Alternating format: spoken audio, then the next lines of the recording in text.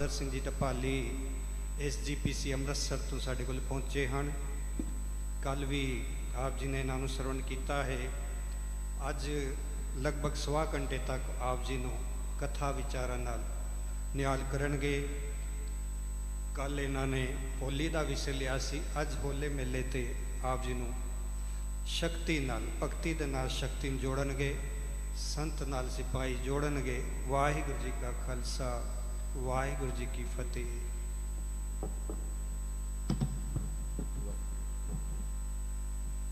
वाहिगुरू वाहिगुरू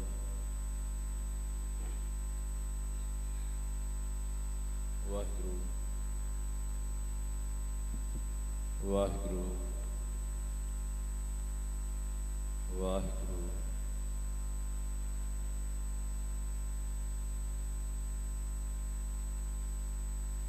धन वाहिगुरू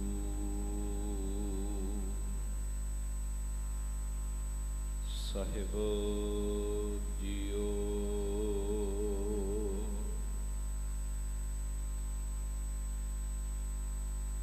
एक ओंकार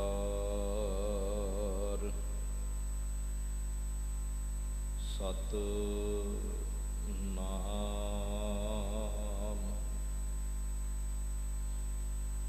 करता पुरख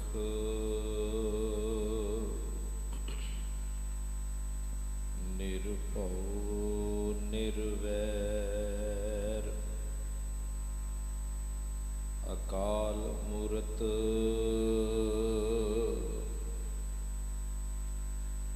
अजूनी सैभं गुर प्रसाद।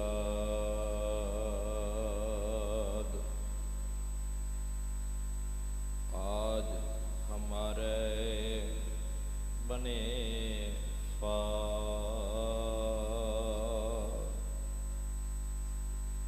प्रभ संगी मिल खेलन लाग। होली कीनी संत सेव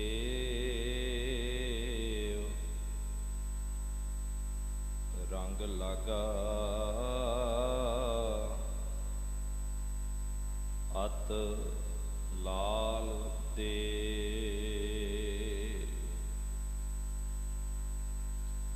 जाको हर रंग लागो इस युग में,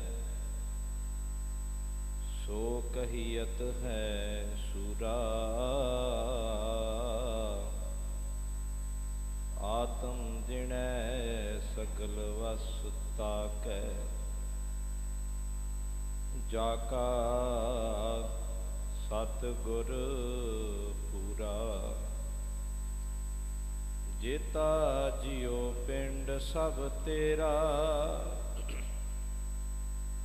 तू अंतर जामी पुरख भगवान।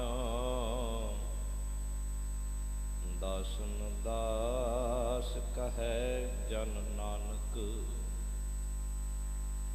जेहा तू कराए तेहा हों करी बखियान। दासन दास कहे जन नानक, जेहा तू कराए तेहा हों करी बखियान। परम सन्मान योग चवर छतर तख्त दे मालिक, रहमतां दे समुंदर, 35 महापुरखां दा पावन पवित्र स्वरूप शब्द गुरु धन धन साहिब श्री गुरु ग्रंथ साहिब पातशाह जी दे पावन पवित्र दरबार की हाजरी भर रहे सत संगी जनों, बहुत ही वड्डे भागां वाले हाँ। सतगुरु पातशाह जी ने अपार बख्शिश रहमत कीती है। सानू अत नीदियां होया सतगुरु पातशाह जी ने अपनी गोद अंदर बैठण दा सुभाग समा बख्शिश कीता है। सतगुरु जी रहमतां बरसाउण। काफ़ी लंबेरे समय तो आप सरबत संगतां साहिबां दी पावन पवित्र गोद का आनंद मान रहे हो। आओ दिते समय अनुसार जिस संदर्भ विच असी सतगुरु पातशाह जी दे चरणों का ओट आसरा ले रहे हाँ, होले महल्ले दे इस दिहाड़ यतन करिए सतगुरु पातशाह जी रहमत वरसाउण। जिथे असी तन करके सतगुरु पातशाह जी दे दरबार विच पहुँचे हाँ, मन दियां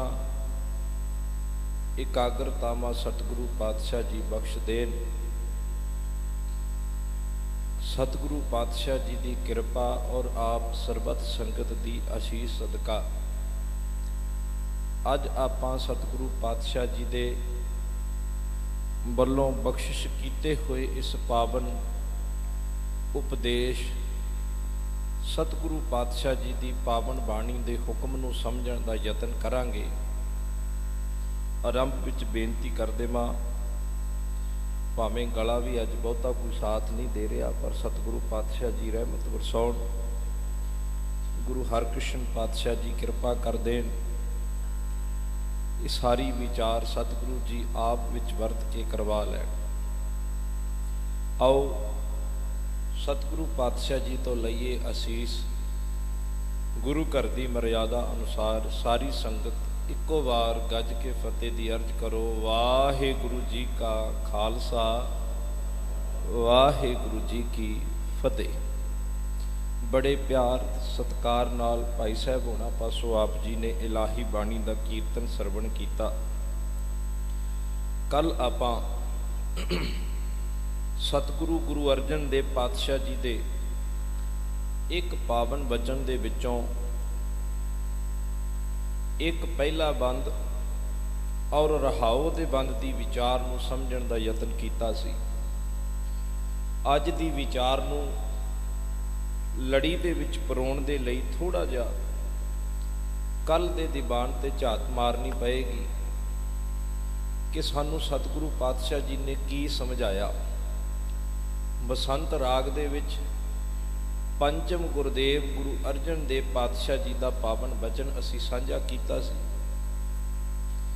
और सतगुरु पातशाह जी ने पहले घर दे विच उस पावन शब्द नूं गाउण दी हदायत कीती है।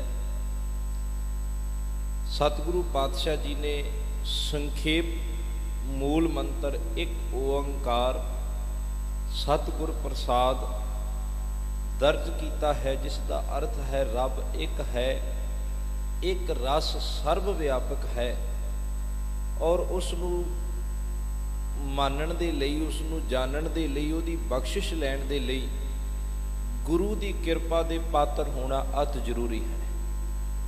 मैं कल भी आप जी नाल ये विचार साझी कीती सी, थोड़ा दोहरा देवां।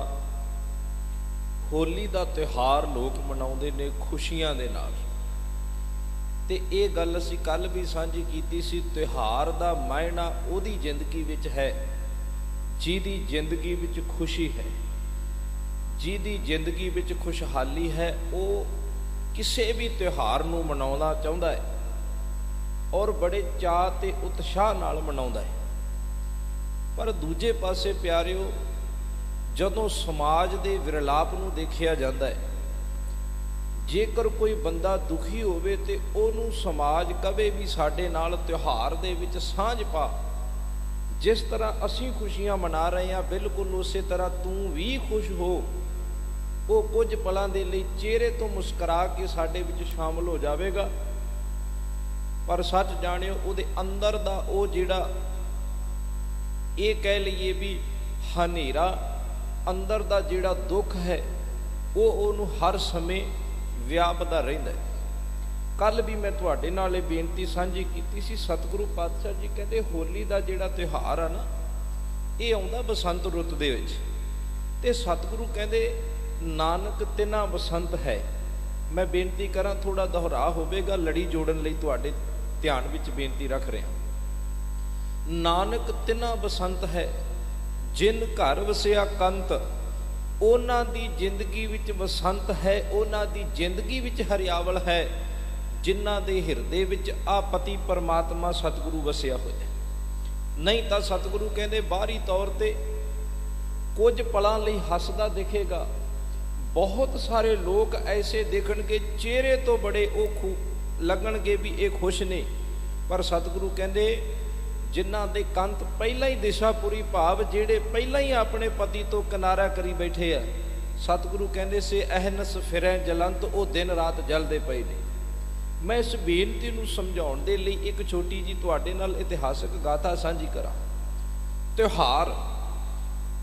ਤਿਉਹਾਰ ਵੇਲੇ ਤੇ ਲੋਕ ਆਮ ਹੀ ਖੁਸ਼ ਹੋ ਜਾਂਦੇ ਨੇ। ਇੱਕ ਬੇਨਤੀ ਨੂੰ ਧਿਆਨ ਨਾਲ ਸਮਝਿਓ, ਖੁਸ਼ੀ ਉਹ ਹੈ ਜਿਹੜੀ ਬੰਦੇ ਨੂੰ ਦੁੱਖ ਵਿੱਚ ਵੀ ਡੁਲਾ ਨਾ ਸਕੇ।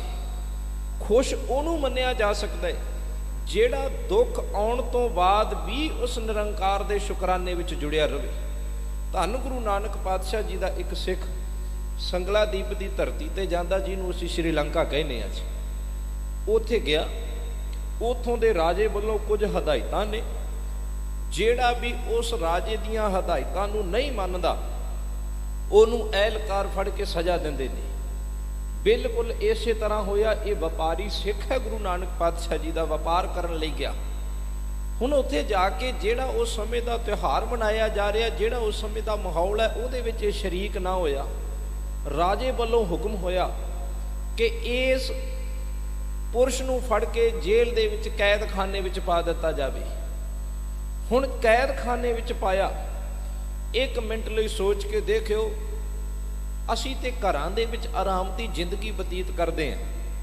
ਕਿਸੇ ਨੂੰ ਪੁੱਛ ਕੇ ਦੇਖਿਓ ਜਿਹੜਾ ਕਦੀ ਇੱਕ ਰਾਤ ਵੀ ਥਾਣੇ ਜਾਂ ਕਿਸੇ ਜੇਲ੍ਹ ਵਿੱਚ ਲਾ ਕੇ ਆਇਆ ਹੋਵੇ, ਉਹਨੂੰ ਪਤਾ ਹੁੰਦਾ ਅੰਦਰ ਦਾ ਕੀ ਮਾਹੌਲ ਹੈ। ਹੁਣ ਆਪ ਸੋਚ ਕੇ ਦੇਖੋ, ਹਰ ਸੁੱਖ ਬੰਦੇ ਨੂੰ ਨੀਂਦ ਨਹੀਂ ਆਉਂਦੀ, ਬੰਦਾ ਹਰ ਸੁੱਖ ਆਪਣੇ ਆਪ ਦੇ ਲਈ ਲਾਗੂ ਕਰਦਾ ਹੈ, ਲੈ ਕੇ ਆਉਂਦਾ ਹੈ, ਪਰ ਇੱਕ ਨੂੰ ਜੇਲ੍ਹ ਵਿੱਚ ਸੱਟ ਦਿੱਤਾ ਜਾਵੇ ਤੇ ਉਹ ਉੱਚੀ ਉੱਚੀ ਨਿਰੰਕਾਰ ਦੀ ਬਾਣੀ ਨੂੰ ਗਾਉਂਦਾ ਰਵੇ। ਆ ਬੇਨਤੀ ਨੂੰ ਧਿਆਨ ਨਾਲ ਸਮਝਿਆ ਜੀ। ਇੱਕ ਪਾਸੇ ਰਾਜਾ ਹੈ ਜਿਹੜਾ ਮਖਮਲੀ ਗਧਿਆਂ ਤੇ ਸੌਣ ਦੀ ਕੋਸ਼ਿਸ਼ ਕਰ ਰਿਹਾ, ਪਰ ਸੁੱਤਾ ਨਹੀਂ ਜਾ ਰਿਹਾ ਉਹਦੇ ਤੋਂ। ਦੂਜੇ ਪਾਸੇ ਕੈਦਖਾਨੇ ਵਿੱਚ ਪਾਇਆ ਹੋਇਆ ਗੁਰੂ ਨਾਨਕ ਦਾ ਸਿੱਖ, ਪਰ ਉਸ ਗੁਰੂ ਨਾਨਕ ਪਿਆਰੇ ਦੇ ਸਿੱਖ ਨੇ ਉੱਚੀ ਉੱਚੀ ਨਿਰੰਕਾਰ ਦੀਆਂ ਬਾਤਾਂ ਪਾਉਣੀਆਂ ਸ਼ੁਰੂ ਕੀਤੀਆਂ। ਤੇ ਜਦੋਂ ਰਾਜੇ ਤੱਕ ਆਵਾਜ਼ ਜਾਂਦੀ ਹੈ, ਰਾਜਾ ਪੁੱਛਦਾ ਮੈਨੂੰ ਤਾਂ ਇੱਥੇ ਮੈਂ ਸੌਣ ਦੀ ਕੋਸ਼ਿਸ਼ ਕਰ ਰਿਹਾ, ਮੈਨੂੰ ਤੇ ਸਕੂਨ ਕੋਈ ਨਹੀਂ ਮਿਲ ਰਿਹਾ, ਤੇ ਕੌਣ ਹੈ ਇਹ ਜਿਹੜਾ ਉੱਚੀ ਉੱਚੀ ਆਵਾਜ਼ਾਂ ਪਿਆ ਦਿੰਦਾ ਹੈ, ਕੀ ਗਾ ਰਿਹਾ, ਇਹਦੀ ਕੀ ਅਵਸਥਾ ਹੈ, ਕਿਤੇ ਕੋਈ ਭਲਾ ਪੁਰਸ਼ ਹੀ ਨਾ ਹੋਵੇ ਜਿਹੜਾ ਅਸੀਂ ਕੈਦਖਾਨੇ ਵਿੱਚ ਪਾ ਦਿੱਤਾ। ਐਲਕਾਰਾਂ ਰਾਹੀਂ ਪਤਾ ਕਰਵਾਇਆ ਗਿਆ, ਜਾ ਕੇ ਪੁੱਛਿਆ, ਪੁੱਛ ਕੇ ਕੌਣ ਹੈ ਤੂੰ, ਕਿੱਥੋਂ ਆਇਆ, ਤੇ ਜਿਹੜਾ ਤੂੰ ਗਾ ਰਿਹਾ ਇਹ ਹੈ ਕੀ ਹੈ। ਉਹ ਕਹਿਣ ਲੱਗਾ ਜੋ ਮੈਂ ਗਾ ਰਿਹਾ ਇਹ ਮੇਰੇ ਇਸ਼ਟ ਦੀ ਬਾਣੀ ਹੈ, ਇਹ ਮੇਰੇ ਗੁਰੂ ਦਾ ਦਿੱਤਾ ਹੋਇਆ ਮੈਨੂੰ ਉਪਦੇਸ਼ ਹੈ। ਸਮਝਿਓ ਇਸ ਗੱਲ ਨੂੰ। ਰਾਜੇ ਦੇ ਅੱਗੇ ਪੇਸ਼ ਕੀਤਾ ਗਿਆ। ਰਾਜੇ ਨੇ ਦੋ ਸਵਾਲ ਕੀਤੇ। ਰਾਜਾ ਕਹਿਣ ਲੱਗਾ ਵੀ ਕੈਦਖਾਨੇ ਦੀ ਜ਼ਿੰਦਗੀ ਬਾਰੇ ਮੈਂ ਸਮਝ ਸਕਦਾ, ਤੂੰ ਕੈਦ ਵਿੱਚ ਹੁੰਦਿਆਂ ਹੋਇਆ ਵੀ ਕੁਝ ਗਾ ਰਿਹਾ, ਕੀ ਗਾ ਰਿਹਾ, ਤੇਰਾ ਨਾਮ ਕੀ ਹੈ ਤੇ ਤੇਰੀ ਅਵਸਥਾ ਕੀ ਹੈ, ਮੈਨੂੰ ਇਹਨਾਂ ਦੱਸ ਦੇ। ਹੁਣ ਜਦੋਂ ਇਹ ਗੱਲ ਕਹੀ ਤੇ ਇੱਕੋ ਹੀ ਜਵਾਬ ਦਿੱਤਾ। ਕਹਿਣ ਲੱਗਾ ਮੈਂ ਆਪਣਾ ਨਾਮ ਵੀ ਦੱਸ ਦੇਣਾ, ਅਵਸਥਾ ਤੂੰ ਆਪੇ ਹਿਸਾਬ ਲਾ ਲਈ, ਮੇਰਾ ਨਾਮ ਹੈ ਮਨਸੁਖ। ਉਹ ਕਹਿਣ ਲੱਗਾ ਮਨਸੁਖ? ਕਹਿੰਦਾ ਹਾਂ। ਤੂੰ ਕੌਣ ਹੈ? ਕਹਿੰਦਾ ਮੈਂ ਗੁਰੂ ਨਾਨਕ ਦਾ ਸਿੱਖ ਹਾਂ। ਤੇ ਤੂੰ ਗਾ ਕੀ ਰਿਹਾ? ਕਹਿੰਦਾ ਜਿਹੜੀ ਗੁਰੂ ਨਾਨਕ ਪਾਤਸ਼ਾਹ ਜੀ ਦੀ ਬਾਣੀ ਤਪਦੇ ਹੋਏ ਹਿਰਦਿਆਂ ਨੂੰ ਠਾਰਦੀ ਹੈ, ਮੈਂ ਉਹ ਬਾਣੀ ਗਾ ਰਿਹਾ। ਸੱਚ ਜਾਣਿਓ ਆਮ ਕਰਕੇ ਮਨੁੱਖ ਦਾ ਚਿਹਰਾ ਹੋਰ ਹੁੰਦਾ ਹੈ, ਮਨੁੱਖ ਦਾ ਅੰਦਰ ਕੁਝ ਹੋਰ ਕਲਪ ਰਿਹਾ ਹੁੰਦਾ ਹੈ, ਪਰ ਉਹ ਧੰਨ ਗੁਰੂ ਕਾ ਪਿਆਰਾ ਸਿੱਖ ਭਾਈ ਮਨਸੁਖ ਜੀ ਦਾ ਚਿਹਰਾ ਵੀ ਉਹੀ ਤੇ ਜੀ ਦਾ ਅੰਦਰ ਵੀ ਉਹੀ, ਭਾਵੇਂ ਕੈਦਖਾਨੇ ਵਿੱਚ ਪਾਇਆ ਤਾਂ ਵੀ ਬਾਣੀ ਗਾ ਰਿਹਾ। ਤੇ ਦੂਜੇ ਪਾਸੇ ਅਸੀਂ ਆਪਣੇ ਤੇ ਲਾ ਕੇ ਦੇਖੀਏ, ਸਾਡੇ ਘਰ ਦੇ ਅੰਦਰ ਕੋਈ ਮਾੜੀ ਜੀ ਮੁਸੀਬਤ ਆ ਜਾਵੇ ਤਾਂ ਅਸੀਂ ਬਾਣੀ ਸ਼ਾਮ ਦਾ ਜਾਂ ਜੋ ਵੀ ਅਸੀਂ ਸਾਡੀ ਜ਼ਿੰਦਗੀ ਦਾ ਨਿਤਨੇਮ ਕਰਮ ਹੈ ਅਸੀਂ ਛੱਡ ਬੈਠਦੇ ਹਾਂ। ਮੇਰਾ ਕਹਿਣ ਤੋਂ ਭਾਵ ਸੀ ਕਿ ਐਸੀ ਅਵਸਥਾ ਬਣੇ, ਨਾਨਕ ਤਿਨਾ ਵਸੰਤ ਹੈ ਜਿਨ ਘਰ ਵਸਿਆ ਕੰਤ, ਕੰਤ ਵਸ ਜਾਵੇ ਤੇ ਕੈਦ ਖਾਨਿਆਂ ਦੀਆਂ ਉਹ ਸਲਾਖਾਂ ਵੀ ਬਾਣੀ ਗਾਉਣ ਤੋਂ ਨਹੀਂ ਰੋਕ ਸਕਦੀਆਂ। ਅਸਲ ਵਿੱਚ ਸਾਨੂੰ ਗੱਲ ਹੀ ਇਹ ਸਮਝਣੀ ਪਏਗੀ। ਕੱਲ ਵੀ ਮੈਂ ਤੁਹਾਡੇ ਨਾਲ ਬੇਨਤੀ ਸਾਂਝੀ ਕੀਤੀ ਸੀ, ਜੇ ਇਸ ਅਵਸਥਾ ਦੇ ਮਾਲਕ ਬਣਨਾ ਹੈ ਤਾਂ ਗੁਰ ਸੇਵੋਂ ਕਰ ਨਮਸਕਾਰ ਦੀ ਗੱਲ ਨੂੰ ਸਮਝਣਾ ਪੈਣਾ। ਹੁਣ ਮੈਂ ਆਪਣੀ ਵਿਚਾਰ ਨੂੰ ਅੱਗੇ ਤੋਰਾਂ। ਅਸੀਂ ਸੇਵਕ ਬਣ ਕੇ ਨਿਰੰਕਾਰ ਦੀ ਭਗਤੀ ਨਾਲ ਜੁੜੀਏ, ਅਸੀਂ ਨਮਸਕਾਰ ਭਾਵ ਨਿਮਾਣਾਪਣ ਰੱਖ ਕੇ ਗੁਰੂ ਦੀ ਬਾਣੀ ਨਾਲ ਜੁੜੀਏ। ਤੇ ਸੱਚ ਜਾਣਿਓ, ਜਦੋਂ ਕੋਈ ਨਿਮਰਤਾ ਰੱਖ ਕੇ ਤੁਰਦਾ ਹੈ ਤਾਂ ਉਦੋਂ ਫਿਰ ਪ੍ਰਹਿਲਾਦ ਵਾਂਗ ਜਿੱਤ ਹੁੰਦੀ ਹੈ। ਕੱਲ ਦੀ ਵਿਚਾਰ ਆਪਾਂ ਇੱਥੇ ਸਮਾਪਤ ਕੀਤੀ ਸੀ ਕਿ ਇੱਕ ਪਾਸੇ ਹੰਕਾਰ ਦੀ ਬਿਰਤੀ ਨਾਲ ਭਰਿਆ ਹਰਨਾਕਸ਼, ਜਿਹੜਾ ਆਪਣੇ ਆਪ ਨੂੰ ਕਹਿ ਰਿਹਾ ਕਿ ਮੈਂ ਰੱਬ ਹਾਂ, ਤੇ ਦੂਜੇ ਪਾਸੇ ਉਸੇ ਕਲਰੀ ਧਰਤੀ ਵਿੱਚ ਰੱਬ ਜੀ ਨੇ ਪੈਦਾ ਕੀਤਾ ਪ੍ਰਹਿਲਾਦ। ਹੁਣ ਪ੍ਰਹਿਲਾਦ ਕਹਿੰਦਾ ਜਿਹੜਾ ਜੰਮਦਾ ਤੇ ਮਰਦਾ ਉਹ ਰੱਬ ਨਹੀਂ ਹੋ ਸਕਦਾ, ਤੇ ਜਿਹੜਾ ਰੱਬ ਹੈ ਉਹ ਜਿਉਂਦਾ ਤੇ ਮਰਦਾ ਨਹੀਂ। ਇਸ ਕਰਕੇ ਬੜੇ ਤਰ੍ਹਾਂ ਦੇ ਤਰੀਕੇ ਅਪਣਾਏ। ਮੈਂ ਕੱਲ ਵੀ ਬੇਨਤੀ ਕੀਤੀ ਸੀ, ਮੈਂ ਬਹੁਤੇ ਵਿਸਥਾਰ ਵਿੱਚ ਨਾ ਜਾਵਾਂ। ਹਰ ਤਰ੍ਹਾਂ ਦਾ ਤਰੀਕਾ ਅਪਣਾਇਆ ਗਿਆ ਕਿ ਸ਼ਾਇਦ ਪ੍ਰਹਿਲਾਦ ਡੋਲ ਜਾਵੇ, ਪ੍ਰਹਿਲਾਦ ਮੇਰਾ ਨਾਂ ਜਪਣਾ ਸ਼ੁਰੂ ਕਰ ਦੇਵੇ। ਇੱਥੋਂ ਤੱਕ ਮਾਂ ਨੂੰ ਸਭ ਤੋਂ ਪਿਆਰਾ ਹੁੰਦਾ ਪਿਆਰਿਓ ਪੁੱਤ। ਮਾਂ ਨੇ ਵੀ ਸਮਝਾਇਆ ਕਿ ਜੇਕਰ ਇਹ ਜਿੱਦ ਨਹੀਂ ਛੱਡਦਾ ਪੁੱਤ, ਤੂੰ ਜਿੱਦ ਛੱਡ ਦੇ। ਤਾਂ ਅੱਗੋਂ ਉਹ ਕਹਿਣ ਲੱਗਾ, ਨਹੀਂ ਮਾਂ, ਆਸਰਾ ਤੇ ਸੱਚ ਨੇ ਦੇਣਾ, ਝੂਠ ਕਿੰਨਾ ਕੁ ਚਿਰ ਟਿਕੇਗਾ। ਆਪਾਂ ਆਮ ਕਰਕੇ ਦੇਖਦੇ ਆ, ਬੰਦਾ ਇੱਕ ਝੂਠ ਬੋਲਦਾ ਕਿੰਨਾ ਕੁ ਚਿਰ ਟਿਕਦਾ ਉਹ, ਤੇ ਜਿਹੜਾ ਸੱਚ ਹੋਵੇ ਉਹ ਤੋੜ ਨਾਲ ਨਿਭਦਾ। ਇਹ ਕਹਿਣ ਲੱਗਾ, ਨਹੀਂ ਮਾਂ, ਹਰ ਤਰ੍ਹਾਂ ਦਾ ਤਰੀਕਾ ਅਪਣਾਇਆ। ਅਖੀਰ ਹੋਲਕਾ ਨਾਮ ਦੀ ਇਹਦੀ ਭੂਆ ਦੀ ਬੁੱਕਲ ਵਿੱਚ ਬਿਠਾ ਕੇ ਅੱਗ ਦੇ ਉੱਪਰ ਬਿਠਾਇਆ ਗਿਆ। ਹੋਲਕਾ ਸੜੀ ਤੇ ਪ੍ਰਹਿਲਾਦ ਬਚਿਆ। ਇੱਥੋਂ ਹੋਲੀ ਸ਼ੁਰੂ ਹੋਈ। ਤੇ ਮੈਂ ਕੱਲ ਵੀ ਬੇਨਤੀ ਤੁਹਾਡੇ ਨਾਲ ਸਾਂਝੀ ਕੀਤੀ ਸੀ, ਸਮਾਜ ਦੇ ਵਿੱਚ ਮਨੂਵਾਦੀ ਬਿਰਤੀ ਨੇ ਕੁਝ ਸਮਾਂ ਪੈਣ ਤੋਂ ਬਾਅਦ ਤਿਉਹਾਰ ਵੀ ਵੰਡ ਲਏ। ਜਿਵੇਂ ਸਮਾਜ ਨੂੰ ਜਾਤ ਦੇ ਕੋੜ ਨੇ ਖਾਧਾ, ਜਿਵੇਂ ਸਮਾਜ ਨੂੰ ਮਨੂਵਾਦੀ ਬਿਰਤੀ ਨੇ ਜਾਤਾਂ ਪਾਤਾਂ ਤੇ ਧਰਮਾਂ ਦੇ ਨਾਮ ਤੇ ਵੰਡਿਆ, ਬਿਲਕੁਲ ਉਸੇ ਤਰ੍ਹਾਂ ਤਿਉਹਾਰ ਵੀ ਵੰਡ ਦਿੱਤੇ। ਹੁਣ ਵਿਸਾਖੀ ਤੋਂ ਬਾਅਦ 4 ਦਾਣੇ ਇਕੱਠੇ ਹੋਣੇ ਆ, ਵਿਸਾਖੀ ਤੋਂ ਬਾਅਦ ਪੈਸੇ ਆਉਣੇ ਆ। ਬ੍ਰਾਹਮਣ ਨੇ ਉਹ ਤਿਉਹਾਰ ਆਪਣੇ ਲਈ ਰੱਖ ਲਿਆ। ਖੱਤਰੀਆਂ ਨੂੰ ਦੁਸਹਿਰਾ ਦੇ ਦਿੱਤਾ, ਕਿਉਂਕਿ ਉਸ ਦਿਨ ਸ਼ਸਤਰ ਦੇ ਪ੍ਰਦਰਸ਼ਨ ਹੁੰਦੇ ਨੇ, ਉਹ ਦੇ ਦਿੱਤਾ। ਇਸੇ ਤਰ੍ਹਾਂ ਵੰਡ ਕਰਦਿਆਂ ਜਿਹੜਾ ਇਹ ਹੋਲੀ ਸੀ, ਇਹ ਇਤਿਹਾਸਕਾਰ ਜਾਂ ਸਾਡੇ ਵਿਦਵਾਨ ਮੰਨਦੇ ਆ ਵੀ ਇਹ ਸ਼ੂਦਰਾਂ ਨੂੰ ਦੇ ਦਿੱਤਾ, ਕਿਉਂਕਿ ਇਸ ਦਿਨ ਸੁਆਹ ਨਾਲ ਉੱਥੇ ਲਿਬੜਨਾ ਪੈਣਾ ਸੀ। ਪਰ ਸੱਚ ਜਾਣਿਓ, ਅਸਲ ਵਿੱਚ ਹੋਲੀ ਹੈ ਬਦੀ ਦੇ ਉੱਪਰ ਸੱਚ ਦੀ ਜਿੱਤ। ਇੱਕ ਜ਼ਾਲਮ ਦੇ ਉੱਪਰ, ਇੱਕ ਜ਼ੁਲਮ ਕਰਨ ਵਾਲੇ ਦੇ ਉੱਪਰ ਸੱਚ ਦੀ ਜਿੱਤ ਹੈ ਹੋਲੀ। ਕੁਝ ਸਮਾਂ ਇਹ ਹੋਲੀ ਬਿਲਕੁਲ ਉਸੇ ਤਰ੍ਹਾਂ ਖੇਡਦੇ ਰਹੇ, ਲੋਕ ਪ੍ਰਤੀਕ ਇਹੋ ਮੰਨਦੇ ਰਹੇ ਵੀ ਬਦੀ ਦੇ ਉੱਪਰ ਸੱਚ ਦੀ ਜਿੱਤ ਹੋਈ। ਪਰ ਕੁਝ ਸਮਾਂ ਪੈਣ ਤੋਂ ਬਾਅਦ ਇਹਦਾ ਰੂਪ ਬਦਲਿਆ। ਅੱਜ ਅਸੀਂ ਜਿਹੜਾ ਰੂਪ ਦੇਖਦੇ ਹਾਂ, ਇਹ ਰੂਪ ਕਦੀ ਹੋਲੀ ਦਾ ਇਸ ਤਰ੍ਹਾਂ ਨਹੀਂ ਸੀ। ਅੱਜ ਤੇ ਰੂਪ ਬੜੇ ਹੋਰ ਤਰੀਕੇ ਨਾਲ ਹੈ। ਰੰਗ ਪਾ ਕੇ ਖੇਡਿਆ ਜਾਂਦਾ ਹੈ, ਕਈਆਂ ਥਾਵਾਂ ਤੇ ਚਿੱਕੜ ਸੁੱਟ ਕੇ ਖੇਡਿਆ ਜਾਂਦਾ ਹੈ। ਤੇ ਮੈਂ ਕੱਲ ਵੀ ਬੇਨਤੀ ਕੀਤੀ ਸੀ, ਮੁਆਫ ਕਰਨਾ ਪਰਿਵਾਰਾਂ ਵਾਲੇ ਬੈਠਿਆਂ, ਕਈਆਂ ਥਾਵਾਂ ਤੇ ਇਸ ਤਿਉਹਾਰ ਦੀ ਆੜ ਵਿੱਚ ਆਪਣੇ ਅੰਦਰ ਦੇ ਗੰਦੇਪਣ ਨੂੰ, ਰਿਸ਼ਤਿਆਂ ਨਾਤਿਆਂ ਨੂੰ ਤਾਰ-ਤਾਰ ਕਰਨ ਦੇ ਲਈ ਵੀ ਲੋਕ ਵਰਤ ਲੈਂਦੇ ਆ। ਪਰ ਸਤਿਗੁਰੂ ਪਾਤਸ਼ਾਹ ਜੀ ਨੇ ਬੜੀ ਵੱਡੀ ਬਖਸ਼ਿਸ਼ ਸਾਡੇ ਤੇ ਕੀਤੀ ਹੈ। ਸਤਿਗੁਰੂ ਜੀ ਕਹਿੰਦੇ ਲੋਕਾਂ ਲਈ ਹੋਲੀ ਹੋਵੇਗੀ, ਮੇਰੇ ਸਿੱਖ ਲਈ ਤੇ ਹੋਲਾ ਹੋਵੇਗਾ। ਇਹ ਸ਼ਬਦ ਭਾਵੇਂ ਗੁਰੂ ਗੋਬਿੰਦ ਸਿੰਘ ਮਹਾਰਾਜ ਜੀ ਵੇਲੇ ਆ ਕੇ ਪ੍ਰਚਲਿਤ ਹੁੰਦਾ, ਪਰ ਮੈਂ ਇਹਦੇ ਥੋੜਾ ਜਿਹਾ ਹੋਰ ਪਿਛੋਕੜ ਵਿੱਚ ਜਾਵਾਂ, ਕਿਉਂਕਿ ਜਦੋਂ ਹੋਲੇ ਮਹੱਲੇ ਦੀ ਗੱਲ ਚੱਲਦੀ ਹੈ ਨਾ, ਤਾਂ ਸ਼ਸਤਰਾਂ ਦੀ ਗੱਲ ਚੱਲਦੀ ਹੈ, ਹਥਿਆਰ ਦੀ ਗੱਲ ਚੱਲਦੀ ਹੈ, ਤਾਂ 6ਵੇਂ ਪਾਤਸ਼ਾਹ ਨਾਲ ਤੇ ਖਾਸ ਕਰਕੇ ਗੁਰੂ ਗੋਬਿੰਦ ਸਿੰਘ ਮਹਾਰਾਜ ਨਾਲ ਜੋੜੀ ਜਾਂਦੀ ਹੈ। ਗੁਰੂ ਗੋਬਿੰਦ ਸਿੰਘ ਮਹਾਰਾਜ ਜੀ ਨੇ ਸਾਨੂੰ ਸ਼ਸਤਰ ਪਕੜਾਈ, ਆਮ ਕਰਕੇ ਗੱਲ ਕਹੀ ਜਾਂਦੀ ਆ, ਪਰ ਨਹੀਂ ਪਿਆਰਿਓ, ਜ਼ੁਲਮ ਕਰਨ ਵਾਲੇ ਦਾ ਟਾਕਰਾ ਪਹਿਲੇ ਜਾਮੇ ਤੋਂ ਸ਼ੁਰੂ ਹੁੰਦਾ। थोड़ा जा एकाग्रचित हो के इस गल नूं समझियो। मैं कल भी बेनती की सी, बहुत लोग अजिहे मिलणगे ਜਿਹੜੇ ਕਹਿੰਦੇ गुरु नानक पातशाह जी ਦੇ ਅਸੀਂ सिख हाँ क्योंकि उन्होंने शस्त्र की गल नहीं की, ਤੇ बाद वाले गुरु साहबान ने तो शस्त्र ਚੱਕੇ, इस करके ਅਸੀਂ ਉਹਨਾਂ ਦੇ सिद्धांत तो पासे आ। अजिहा नहीं, ਜਿਹੜਾ 10वें जामे ਵਿੱਚ ਜਾ ਕੇ आ जामा पहनाया गया सिख ਨੂੰ, आ 5 ककारी वर्दी ਜਿਹੜੀ पहनाई गई है, ਇਹਦੀ शुरुआत सच जानियो गुरु नानक पातशाह जी तो शुरू ਹੁੰਦੀ है। कभी ध्यान मार के देखियो, सानू लगता है गुरु नानक पातशाह जी ने हथियार की शस्त्र की गल नहीं की, पर नहीं प्यारियो, भाई गुरदास नूं पढ़िए ते भाई गुरदास जी कहते आसा हथ किताब कछ, जदों गुरु नानक पातशाह जी जाते ना उदासियां ते भाई गुरदास जी कहते बाबे के हथ विच आसा है।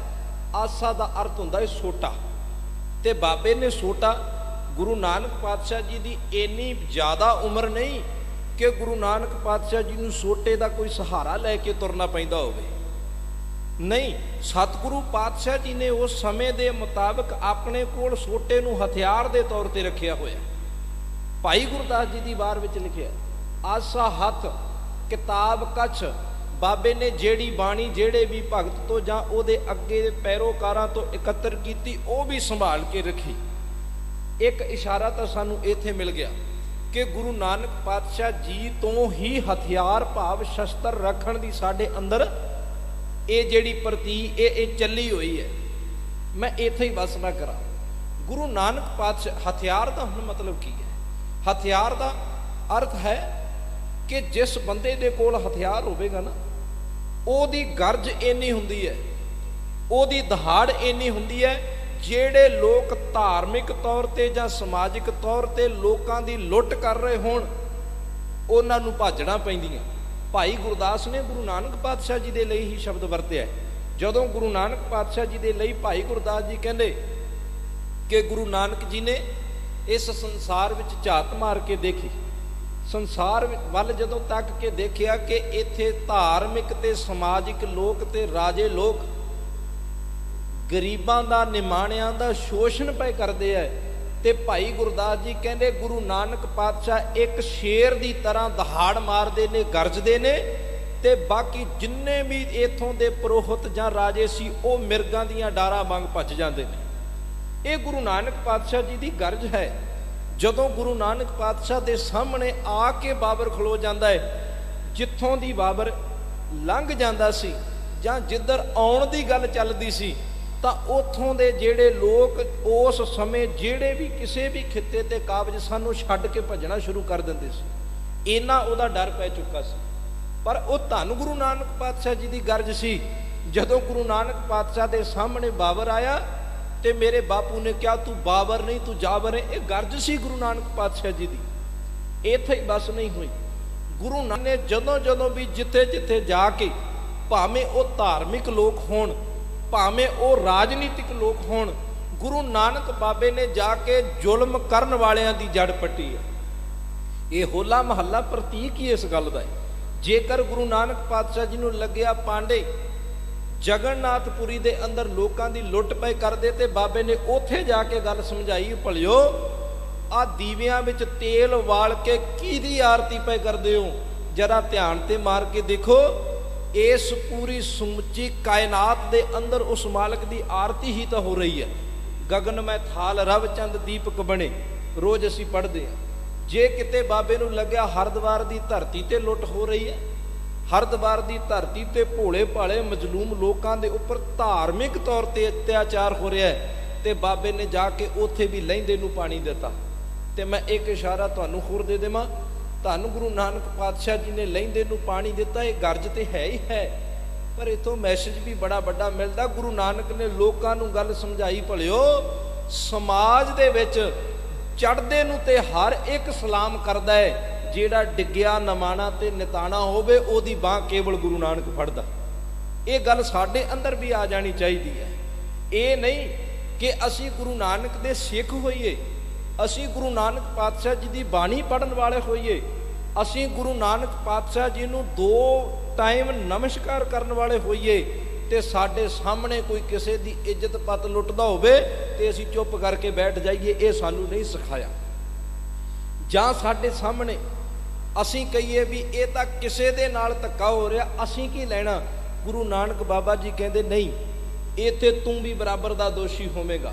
ਤੈਨੂੰ ਕਹਿਣਾ ਪਵੇਗਾ ਰਾਜੇ ਸ਼ੀ ਮੁਕੱਦਮ ਕੁੱਤੇ, ਜਾਏ ਜਗਾਇਨ ਬੈਠੇ ਸੁੱਤੇ, ਚਾਕਰ ਨਹੰਦਾ ਪਾਇਣ ਘਾਓ, ਰਤ ਪਿੱਤ ਕੁੱਤਿਓ ਚੱਟ ਜਾਓ। ਤੈਨੂੰ ਕਹਿਣਾ ਪਵੇਗਾ ਕਲ ਆਈ ਕੁੱਤੇ ਮੂੰਹੀ, ਖਾਜ ਹੁਆ ਮੁਰਦਾਰ ਗੁਸਾਈ, ਤੈਨੂੰ ਕਹਿਣਾ ਪਏਗਾ।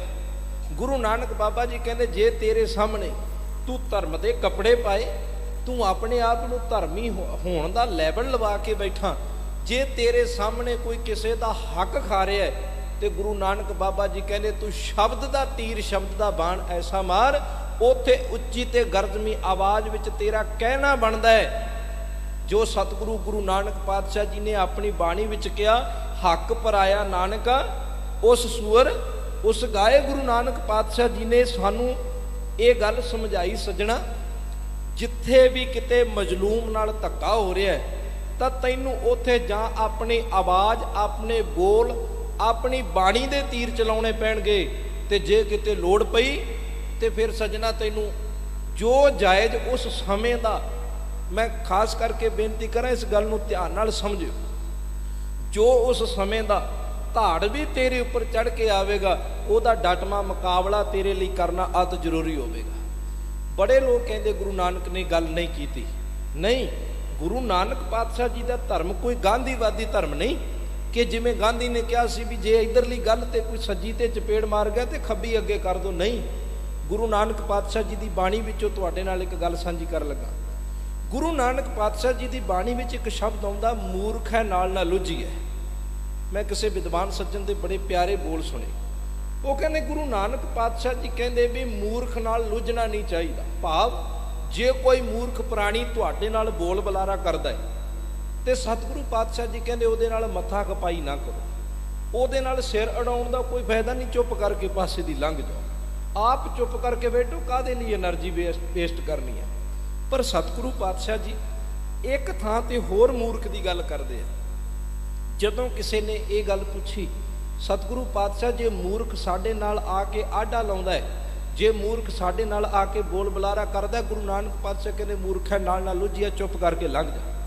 ਪਰ ਸਤਿਗੁਰੂ ਪਾਤਸ਼ਾਹ ਜੇ ਉਹ ਵਾਰ-ਵਾਰ ਵਧੀਕੀ ਕਰਦਾ ਹੋਵੇ ਫੇਰ ਕੀ ਕੀਤਾ ਜਾਵੇ, ਤਾਂ ਗੁਰੂ ਨਾਨਕ ਪਾਤਸ਼ਾਹ ਜੀ ਕਹਿੰਦੇ ਉਸ ਮੂਰਖ ਦੇ ਮੂੰਹ ਤੇ ਐਸਾ ਘਸੁੰਨ ਮਾਰ, ਉਹਦੇ ਦੰਦ ਕੱਢ ਕੇ ਬਾਹਰ ਰੱਖ ਦੇ।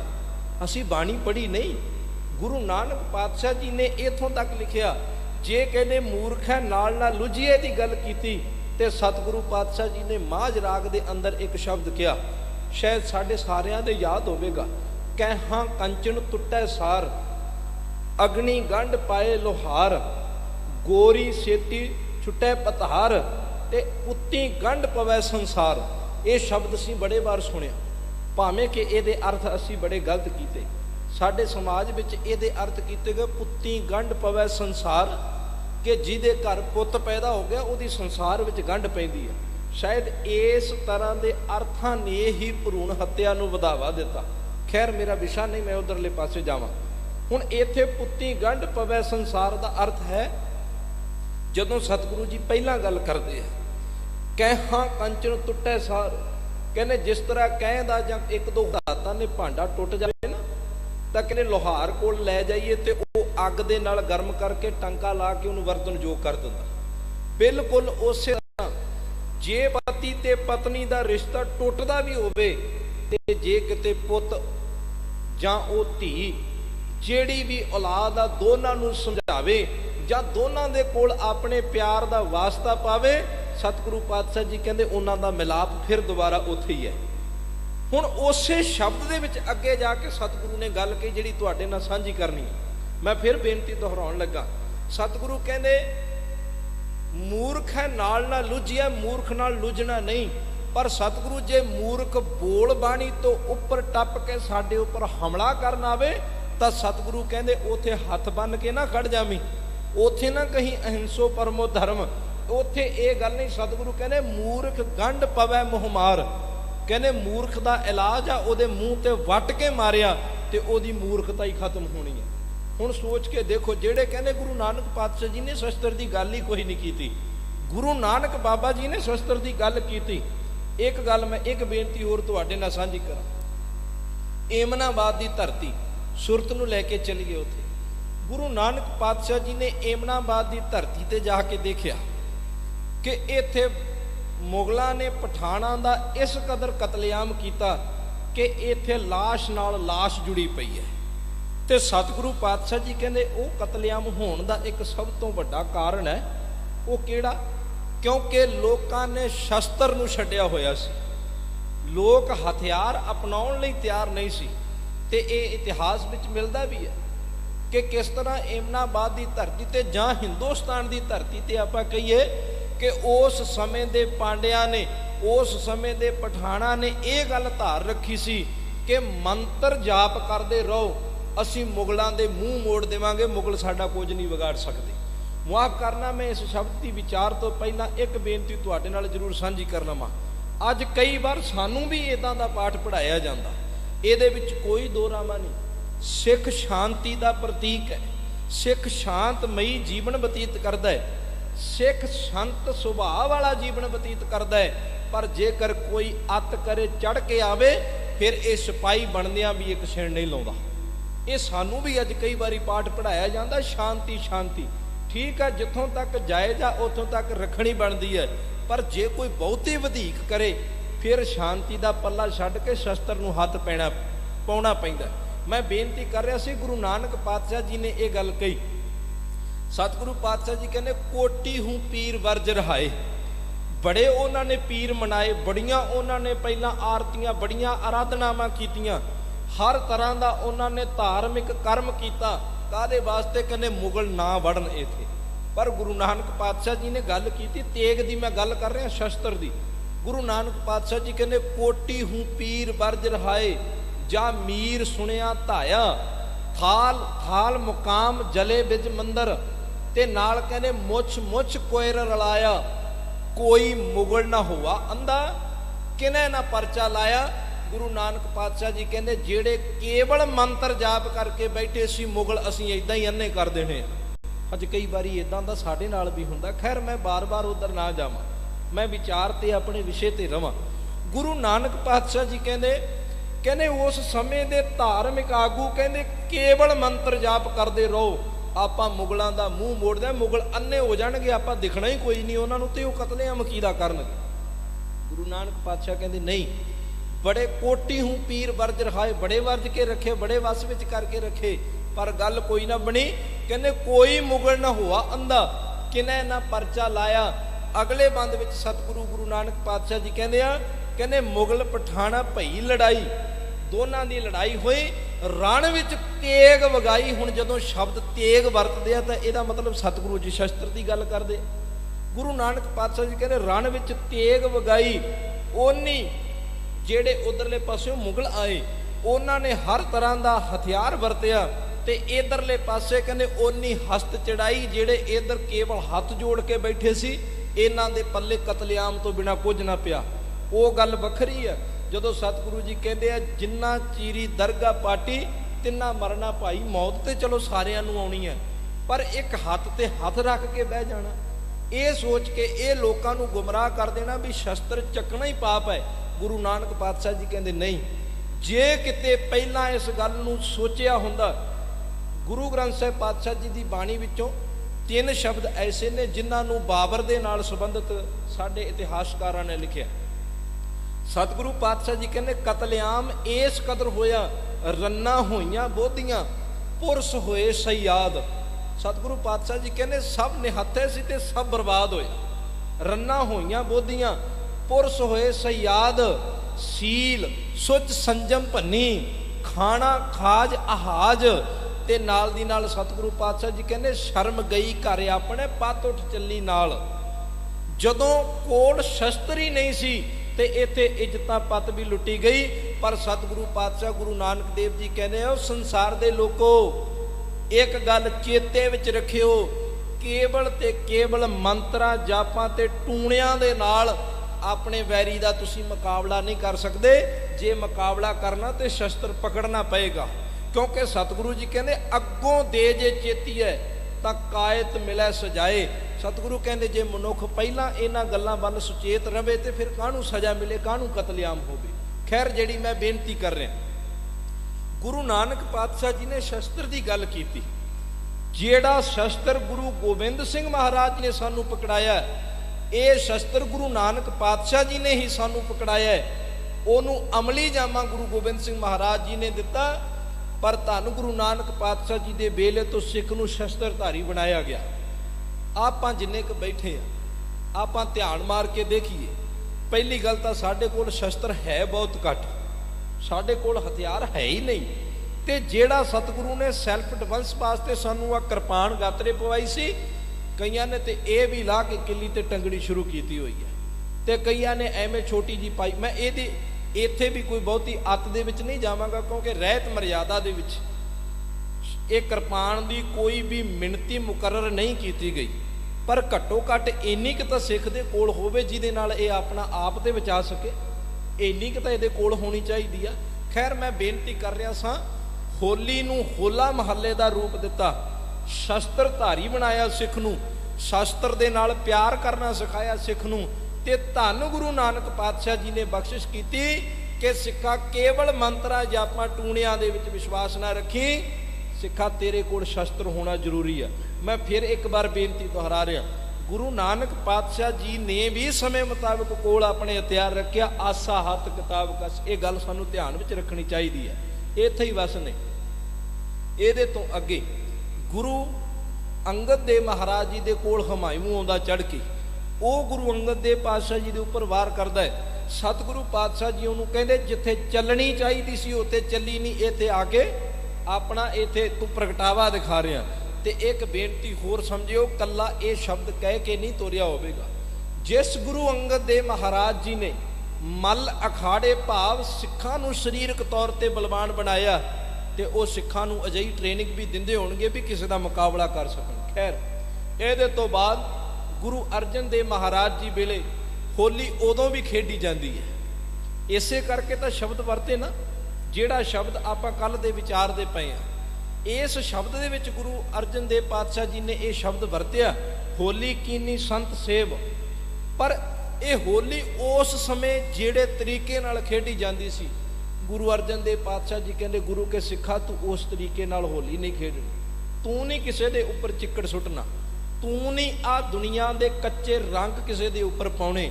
सतगुरु कहते जे होली खेडनी आ तां अपने अंदर नूं रंग के देख।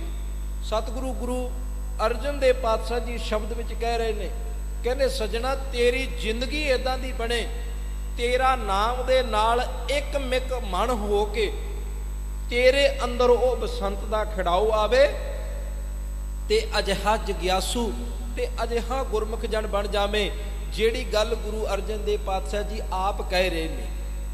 की गल कहते सतगुरु कहते आज हमारा बने फाग, फाग का अर्थ है इत्थे फग्गण के महीने में खेडी जाने वाली आ जिहड़ा त्यौहार है। सतगुरु कहते जिस दिन मेरे घर अंदर हिरदे विच वो निरंकार का वासा हो गया, उस दिन मेरे लिए ये होली सुहावनी है। ते मैं दुनिया की तरह नहीं खेडी, जिवें दुनिया के लोग खेडते हैं मैं उदा ये होली नहीं खेडी। सतगुरु कहने असीं तां खेडनी है प्रभ संगी मिल खेलन लाग, असीं तां निरंकार दी उस बाणी दे नाल सांझ पा के खेडनी है। हुण देखो दुनिया के लोग खेडदे आ बाहरी रंग सुट के, ते रब जी दे नाल सांझ पा के तां प्यारिओ अंदर रंगिया जाना, अंदर रंगिया जाना। पढ़िओ कदी गुरु नानक पातशाह जी की बाणी। गुरु नानक पातशाह जी कहते सजना अंदरों रंगिया जा, बाहर दे रंग का ख्याल छड़ दे। बाहर दे रंग तां कच्चे ने, बाहर दे रंग तां बंदे ने अपनी मर्जी मुताबिक तैयार किए हुए ने, ते सच जानी बाहर दा रंग लैंदियां एक मिनट भी नहीं लगता। किसी ने मावा भैणां तुसीं बैठियां, तुसीं अपने कपड़े रंगांदियां, ते जे किते ललारी तो गलती हो जाए तां झट तुसीं उसे कपड़े नूं होर रंग करवाउण दे लई पहलां वाला उतार दिंदे आ। शायद अजिहा ही अज सिख दा मन हो चुकिया। साडे भी मन दे अंदर असीं कुछ पलां दे लई तां जदों किते कोई गुरुद्वारा साहिब समागम, जदों किते कोई गुरुद्वारा साहिब दे अंदर प्रोग्राम हुंदा ते लगदा इन्हां वर्गा श्रद्धालु कोई नहीं, पर यह रंग गुरुद्वारा साहब की हदूद तो बाहर जांदियां नाल दी नाल लाउणा शुरू कर दिंदे आ, जदों सुरत विच किसे ऐरे गहरे नत्थू खैरे की सुरत पाल के बह जांदे। पता नहीं किहड़े किहड़े समाज विच रब्बां दे असीं किहड़े किहड़े भगवानां दे मगर तुरे फिरदे। खैर जिहड़ी मैं बेनती करनी चाहुंदा, सतगुरु जी कहंदे जे होली खेडनी आ तां सज्जणा होली खेड रंग अंदर दा पक्का ला लै। गुरु अर्जन देव पातशाह जी कहंदे प्रभ संगी मिल खेलन लाग। जे होली खेडनी है ते अंदर दी होली खेड के देख रंग ऐसा चढ़ा जिहड़ा कदी उतरे ना। गुरु नानक पातशाह जी भी यही कहंदे आ, कहंदे प्यारिया तू होली खेडण ते तां लगा होया, पर अपनी जिंदगी दे विचों आ लालच दा रंग ही नहीं उतार सकिया तू अजे तक। तू खेलना तां पक्के रंग नाल, भाव जिहड़ा रब जी दी बाणी वाला रंग है इहदे नाल खेड के देख। काया रंगण जे थिए प्यारे पाइए नाओ मजीठ। सतगुरु जी कहने मजीठा रंग पा, क्यों? क्योंकि सतगुरु जी कहने जिनके चोले रतड़े प्यारे कंत तिना के पास। मैं कल भी ये बेनती की सी, नानक तिना बसंत है जिन कर वसिया कंत। ते सतगुरु गुरु नानक पातशाह जी कहने सजना रंग तां चढ़ेगा, ये चोला तां लाल करके देख, चोला तां भलिया तेरा आ देख किवें वकारां दी मैल नाल रंगिया पिया, आ चोला तां तेरा लालच दे रंग विच रंगिया पिया। सतगुरु पातशाह जी कहने जिनके चोले रतड़े प्यारे कंत तिना के पास, धूड़ तिना की जे मिले जी कहो नानक की अरदास। सतगुरु गुरु नानक पातशाह कहने जी दा चोला रब जी दे रंग विच रंगिया जावे, मैं तां उन्हां दे चरनां दी धूड़ पिया लोचदा। हुण सोच के देखो सतगुरु ने किड्डी वड्डी विचार, किड्डी वड्डी बख्शिश सानू दित्ती आ।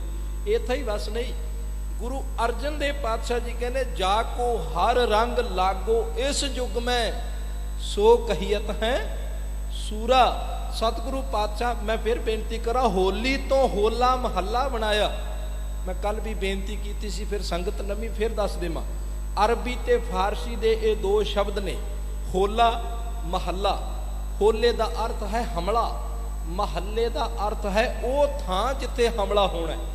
सतगुरु गुरु गोबिंद सिंह महाराज जी ने होले महल्ले दे विच होली नूं तब्दील किया, दो टुकड़ियां बना के नकली लड़ाई लड़ा के सतगुरु पातशाह जी ने सिखां दा प्यार शस्त्र दे नाल वधाया।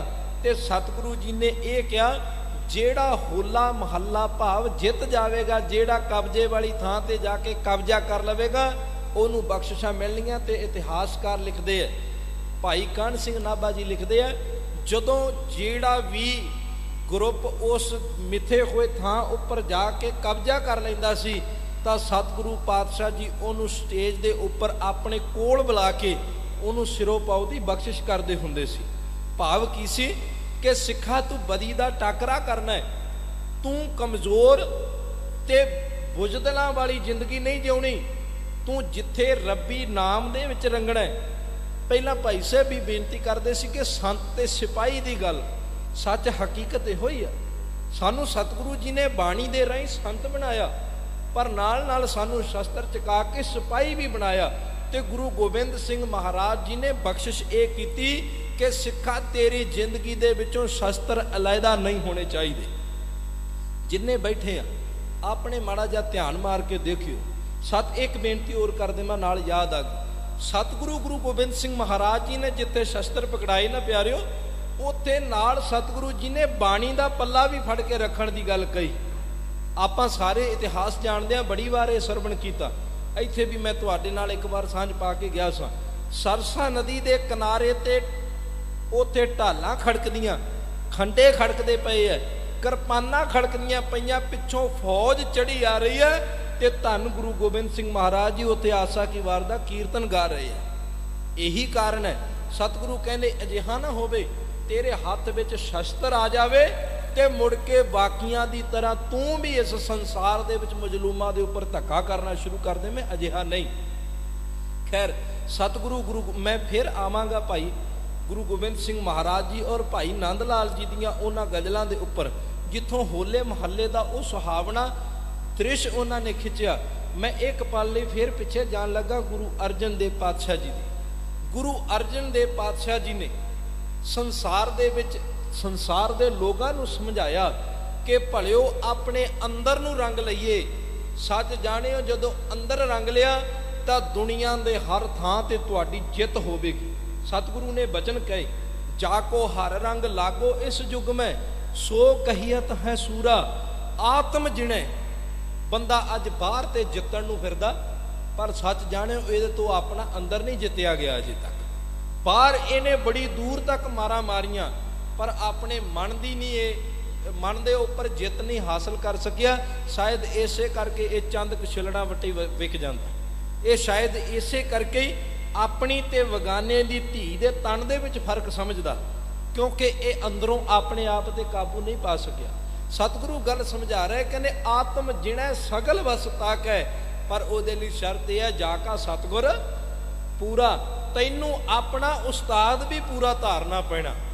ਜਦੋਂ ਤੂੰ ਪੂਰਾ ਉਸਤਾਦ ਧਾਰ ਕੇ ਆਪਣੇ ਅੰਦਰ ਦੇ ਰੰਗ ਵਿੱਚ ਰੰਗਿਆ ਜਾਵੇਂਗਾ ਤੇ ਸੱਚ ਜਾਣਿਓ ਸਤਿਗੁਰੂ ਪਾਤਸ਼ਾਹ ਜੀ ਤੈਨੂੰ ਆਪ ਸਵਾਰਨਗੇ। ਮੈਨੂੰ ਬਾਣੀ ਵਿੱਚ ਇੱਕ ਹੋਰ ਬਚਨ ਯਾਦ ਆ।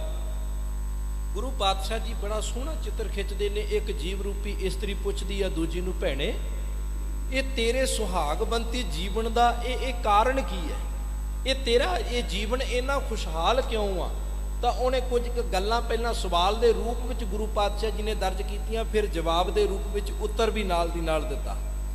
ਉਹ ਜਦੋਂ ਗੁਰੂ ਪਾਤਸ਼ਾਹ ਜੀ ਬਾਣੀ ਦੇ ਅੰਦਰ ਸਮਝਾਉਂਦੇ ਨੇ, ਬਾਣੀ ਦੇ ਅੰਦਰ ਗੱਲ ਕਰਦੇ ਆ ਕਿ ਕਿਹੜੀ ਅਜਿਹੀ ਤੂੰ ਜ਼ਿੰਦਗੀ ਦੇ ਵਿੱਚ ਕਿਰਤ ਕਰ ਰਹੀ ਆ, ਕਿਹੜੀ ਤੇਰੀ ਜ਼ਿੰਦਗੀ ਦੇ ਕੰਮ ਨੇ ਜਿਨ੍ਹਾਂ ਦੇ ਨਾਲ ਤੂੰ ਅੰਦਰੋਂ ਸ਼ਿੰਗਾਰੀ ਪਈਆਂ ਤੇ ਤੇਰਾ ਸੁਹਾਗਵੰਤੀ ਜੀਵਨ ਹੋਇਆ। ਤੇ ਉਹਦੇ ਤੋਂ ਬਾਅਦ ਜਾ ਕੇ ਕਹਿੰਦੇ ਰੀ ਸਖੀ। ਫਿਰ ਸਤਿਗੁਰੂ ਪਾਤਸ਼ਾਹ ਜੀ ਜਵਾਬ ਦਿੰਦੇ ਨੇ ਕਿ ਰੀ ਸਖੀ, ਜੇ ਤੂੰ ਸੁਣਨਾ ਹੀ ਚਾਹੁੰਦੀ ਹੈ, ਐ ਭੈਣੇ ਸੁਣ, ਮੈਨੂੰ ਉਸ ਅਕਾਲ ਪੁਰਖ ਵਾਹਿਗੁਰੂ ਨੇ ਆਪ ਸ਼ਿੰਗਾਰਿਆ। ਪ੍ਰਭ ਆਪ ਸ਼ਿੰਗਾਰ ਮੰਗਲਚਾਰ ਮੈਂ ਸਵਾਰਨਹਾਰ। ਵਾਹਿਗੁਰੂ ਪ੍ਰਭ ਆਪ ਸ਼ਿੰਗਾਰ ਸਵਾਰਨਹਾਰ, ਮੈਨੂੰ ਉਸ ਨਿਰੰਕਾਰ ਨੇ ਆਪ ਸਵਾਰਿਆ। ਕਿਉਂ? ਕਿਉਂਕਿ ਮੈਂ ਕੇਵਲ ਤੇ ਕੇਵਲ ਆਪਣੇ ਨਿਰੰਕਾਰ ਦੇ ਦੱਸੇ ਅਨੁਸਾਰ ਚੱਲਦੀ ਹਾਂ। ਸਤਿਗੁਰੂ ਜੀ ਨੇ ਇਹੀ ਸਮਝਾਇਆ, ਸਿੱਖਾ ਹੋਲੀ ਖੇਡਣੀ ਆ ਖੇਡ, ਪਰ ਬਾਹਰ ਦੇ ਰੰਗ ਸੱਟ ਕੇ ਨਾ ਖੇਡ। ਕਿਸੇ ਦੇ ਜੀਵਨ ਨੂੰ ਦਾਗਦਾਰ ਕਰਕੇ ਨਾ ਖੇਡ, ਕਿਸੇ ਦੇ ਕੱਪੜਿਆਂ ਉੱਪਰ ਚਿੱਕੜ ਸੁੱਟ ਕੇ ਨਾ ਖੇਡ। ਜੇ ਹੋਲੀ ਖੇਡਣ ਦਾ ਇੰਨਾ ਹੀ ਚਾਹ ਤਾਂ ਸਤਿਗੁਰੂ ਪਾਤਸ਼ਾਹ ਜੀ ਕਹਿੰਦੇ ਆਪਣੇ ਅੰਦਰ ਨਾਲ ਖੇਡ ਕੇ ਦੇਖ। ਮੈਂ ਫਿਰ ਬੇਨਤੀ ਕਰਾਂ, ਆਜ ਹਮਾਰਾ ਬਣੇ ਫਾਗ, ਪ੍ਰਭ ਸੰਗੀ ਮਿਲ ਖੇਲਣ ਲਾਗ। ਤੇ ਸਤਿਗੁਰੂ ਕਹਿੰਦੇ ਹੋਲੀ ਕੀਨੀ ਸੰਤ ਸੇਵ। ਸਿੱਖਾ ਤੇਰੇ ਵਾਸਤੇ ਆ ਹੋਲੀ ਹੈ, ਹੋਲੀ ਕੀਨੀ ਸੰਤ ਸੇਵ। ਜੇ ਤੂੰ ਹੋਲੀ ਖੇਡਣੀ ਆ ਤਾਂ ਸੰਤ ਦੀ ਸੇਵਾ ਵਿੱਚ ਲੱਗ ਜਾ, ਸੰਤ ਦੀ ਆਰਾਧਨਾ ਵਿੱਚ ਲੱਗ ਜਾ।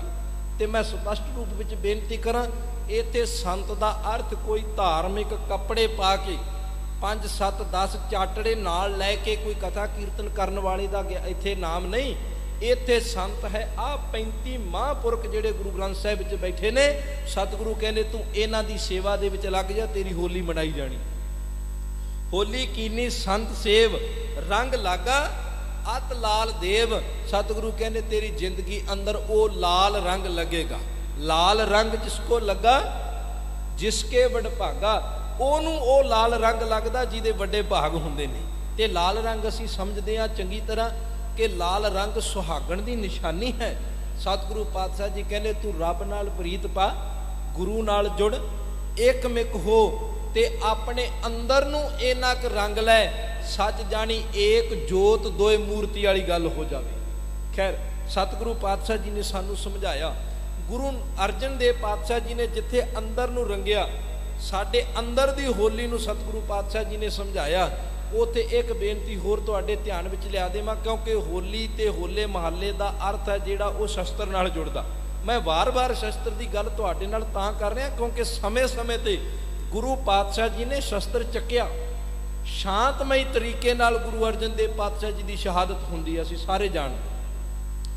ਗੁਰੂ ਅਰਜਨ ਦੇਵ ਪਾਤਸ਼ਾਹ ਜੀ ਨੇ ਉਸ ਸਮੇਂ ਦੇ ਹਾਕਮਾਂ ਨੂੰ ਕਿਹਾ, ਤੁਸੀਂ ਮੇਰੀ ਆਵਾਜ਼ ਨੂੰ ਬੰਦ ਕਰਨ ਤੇ ਤੁਲੇ ਹੋਏ ਹੋ। ਤੁਹਾਨੂੰ ਲੱਗਦਾ ਹੈ ਕਿ ਤੱਤੀ ਤਵੀ ਤੇ ਬਿਠਾ ਕੇ ਜਾਂ ਕਿਸੇ ਤਰ੍ਹਾਂ ਦੇ ਵੀ ਤਰੀਕੇ ਨਾਲ ਸ਼ਹੀਦ ਕਰਕੇ ਇਸ ਸੱਚ ਦੀ ਆਵਾਜ਼ ਨੂੰ ਦਬਾ ਲਓਗੇ? ਸਤਿਗੁਰੂ ਪਾਤਸ਼ਾਹ ਕਹਿੰਦੇ ਨਹੀਂ। ਜਦੋਂ ਮੇਰੇ ਪੁੱਤਰ ਨੇ ਇੱਥੇ ਆ ਕੇ ਸ਼ਸਤਰ ਚੱਕਿਆ, ਸੱਚ ਜਾਣਿਓ ਉਹਦੀ ਤਲਵਾਰ ਨੂੰ ਕੋਈ ਰੋਕ ਨਹੀਂ ਸਕੇਗਾ। ਕਿਸੇ ਅਦੀਬ ਸੱਜਣ ਨੇ ਬੜਾ ਸੋਹਣਾ ਲਿਖਿਆ, ਸਤਿਗੁਰੂ ਗੁਰੂ ਅਰਜਨ ਦੇਵ ਪਾਤਸ਼ਾਹ ਜੀ ਨੇ ਜੋ ਬੋਲ ਕੇ ਉਸ ਪਿਆਰੇ ਨੇ ਆਪਣੀ ਕਲਮ ਦੇ ਰਾਹੀਂ ਲਿਖਿਆ। ਕਹਿੰਦੇ ਗੁਰੂ ਅਰਜਨ ਦੇਵ ਪਾਤਸ਼ਾਹ ਜੀ ਕਹਿਣ ਲੱਗੇ, ਮੇਰੀ ਸਦਾ को रोकना मुमकिन है, बदलते वक्त की रफ्तार को कौन रोकेगा, मेरी आवाज की परवाज को रोकने वालों मेरे हर गोबिंद की तलवार को कौन रोकेगा। शस्त्र चकाए गुरु अर्जन देव पातशाह जी कहन लगे, कहने अज तुसीं शांतमई तरीके नाल मैनू बैठे नूं शहीद ते कर दिओगे, पर सच जाणिओ जदों मेरे पुੱਤ ने किरपान, मेरे पुੱਤ ने तलवार चुकी, हथियार चुकिया, ਉਹਨੂੰ रोकना तुहाडे वास्ते बिल्कुल मुमकिन नहीं होवेगा। ते सच जाणिओ गुरु हरगोबिंद पातशाह जी ने 2 किरपानां असीं कहने पहनियां ते नत्थे अब्दुल्ले ने उस समय कविता भी गाई। खैर मैं अपनी बेनती नूं अगे रखां। शस्त्र की गल पहले जामे तो तुरदी है। 7वें 6वें पातशाह ने 2 किरपानां पहनियां। 7वें जामे विच गुरु हरराय साहब जी ने भी 2200 घोड़ सवार अपने नाल रखे, एक वड्डी गिणती विच फौज अपने नाल रखी। वो गल वखरी, जंग कोई नहीं लड़ी। भाव शस्त्र शास्त्र दे नाल, शस्त्र गुरु घर दे अंदर पहले दिन तो ही ਉਹਨੂੰ ਅਮਲੀ ਜਾਮਾ गुरु गोबिंद सिंह महाराज जी पहनाउंदे ने। ਇਹਦੇ ਤੋਂ ਬਾਅਦ 8वें ਜਾਮੇ ਵਿੱਚ बड़ी थोड़ी उम्र ਦੇ ਵਿੱਚ सतगुरु पातशाह जी ने उधार किया। 9वें जामे ਵਿੱਚ सतगुरु पातशाह जी ने बड़ी कमाल की गल कही। भावें कि आप सतगुरु पातशाह जी ने शांतमय तरीके दे नाल शहादत दी सी, सारे जानते हैं। सतगुरु ने अपने एक वचन में कहा, भै काहू को देत न नह पै मानत आन। सतगुरु पातशाह जी कहने, सिखा जे तू किसे ते जुल्म करना नहीं ते सच जानी जुल्म सहना भी नहीं। जे तू जुल्म करदा तां भी पापी, तां भी ओडा ही गुनहगार, ते जे तू किसे धाड़बी दा जुल्म सह लवेगा ते ओडा ही भागीदार तू फिर भी होएगा। हुण गुरु तेग बहादुर साहब महाराज जी तो बाद 10वें जामे विच गुरु गोबिंद सिंह महाराज जी ने तो सिखां नूं खास तौर ते हथियार रखण दे लई किहा। होली तो होला महला असल विच बनाया ही तां सतगुरु गुरु गोबिंद सिंह महाराज जी का समा आया। सतगुरु पातशाह जी ने सिखां नूं इकट्ठियां कीता। बड़ा सोहना दृश्य है। एक भाई नंद लाल सिंह जी ने अपनी गजल दे विच जिहड़ा पेश किया। भाई नंद लाल जी बड़े प्यार वाले गुरसिख होए। भाई नंद लाल जी आगरे तो आउंदे ने, उन्हां दे इतिहास नूं लिखण वाले दसते नाल उन्हां दे एक दरोगा भी आउंदा ग्यासुद्दीन, वो भी आया। रस्ते दे विच आउंदे जदों औरंगजेब ने, मैं थोड़ी जी भूमिका बन, जदों औरंगजेब ये कह दिंदा भी इन्ना ज्ञान रखण वाला केवल मुसलमान होना चाहिए, किसी होर दा चेला नहीं, इनू केवल शाही दरबार विच रखिया जावे। पर आपां सारे जानदे हां जिहड़े निरंकार नाल प्यार करन वाले होण, जिहड़े रब नाल एकमिक होए होण, वो किसी दी मुथाजी नहीं चल सकदे। ये चले रस्ते विच आउंदियां शेर लिखदे आउंदे आ, रस्ते विच लिखदियां अपनी लिखत लिखदे आउंदे आ विद्वान जो हन, ते आके गुरु गोबिंद सिंह महाराज जी कोल बैठे। प्यार वाले प्यार नाल भिज के आके बैठे, पर सतगुरु पातशाह जी ने ध्यान कोई ना दिता। कुछ दिन लंघे, ये रोज दिने गुरु गोबिंद सिंह महाराज जी दे दर्शन करते ने, ते रात समय बैराग विच आके कागज़ दी हिक दे उपर उस निरंकार दियां गुरु गोबिंद सिंह महाराज जी दियां बातां पे लिखते हैं। रोज लिखते आ, कलम चकते आ। कुछ दिन लंघे, जिहड़ा नाल आया ग्यासुद्दीन कहन लगा भी तुसीं वापस नहीं जाना, मैं तो जान लगा, गुरु गोबिंद सिंह ते साडे वल ध्यान ही कोई नहीं दे रहे।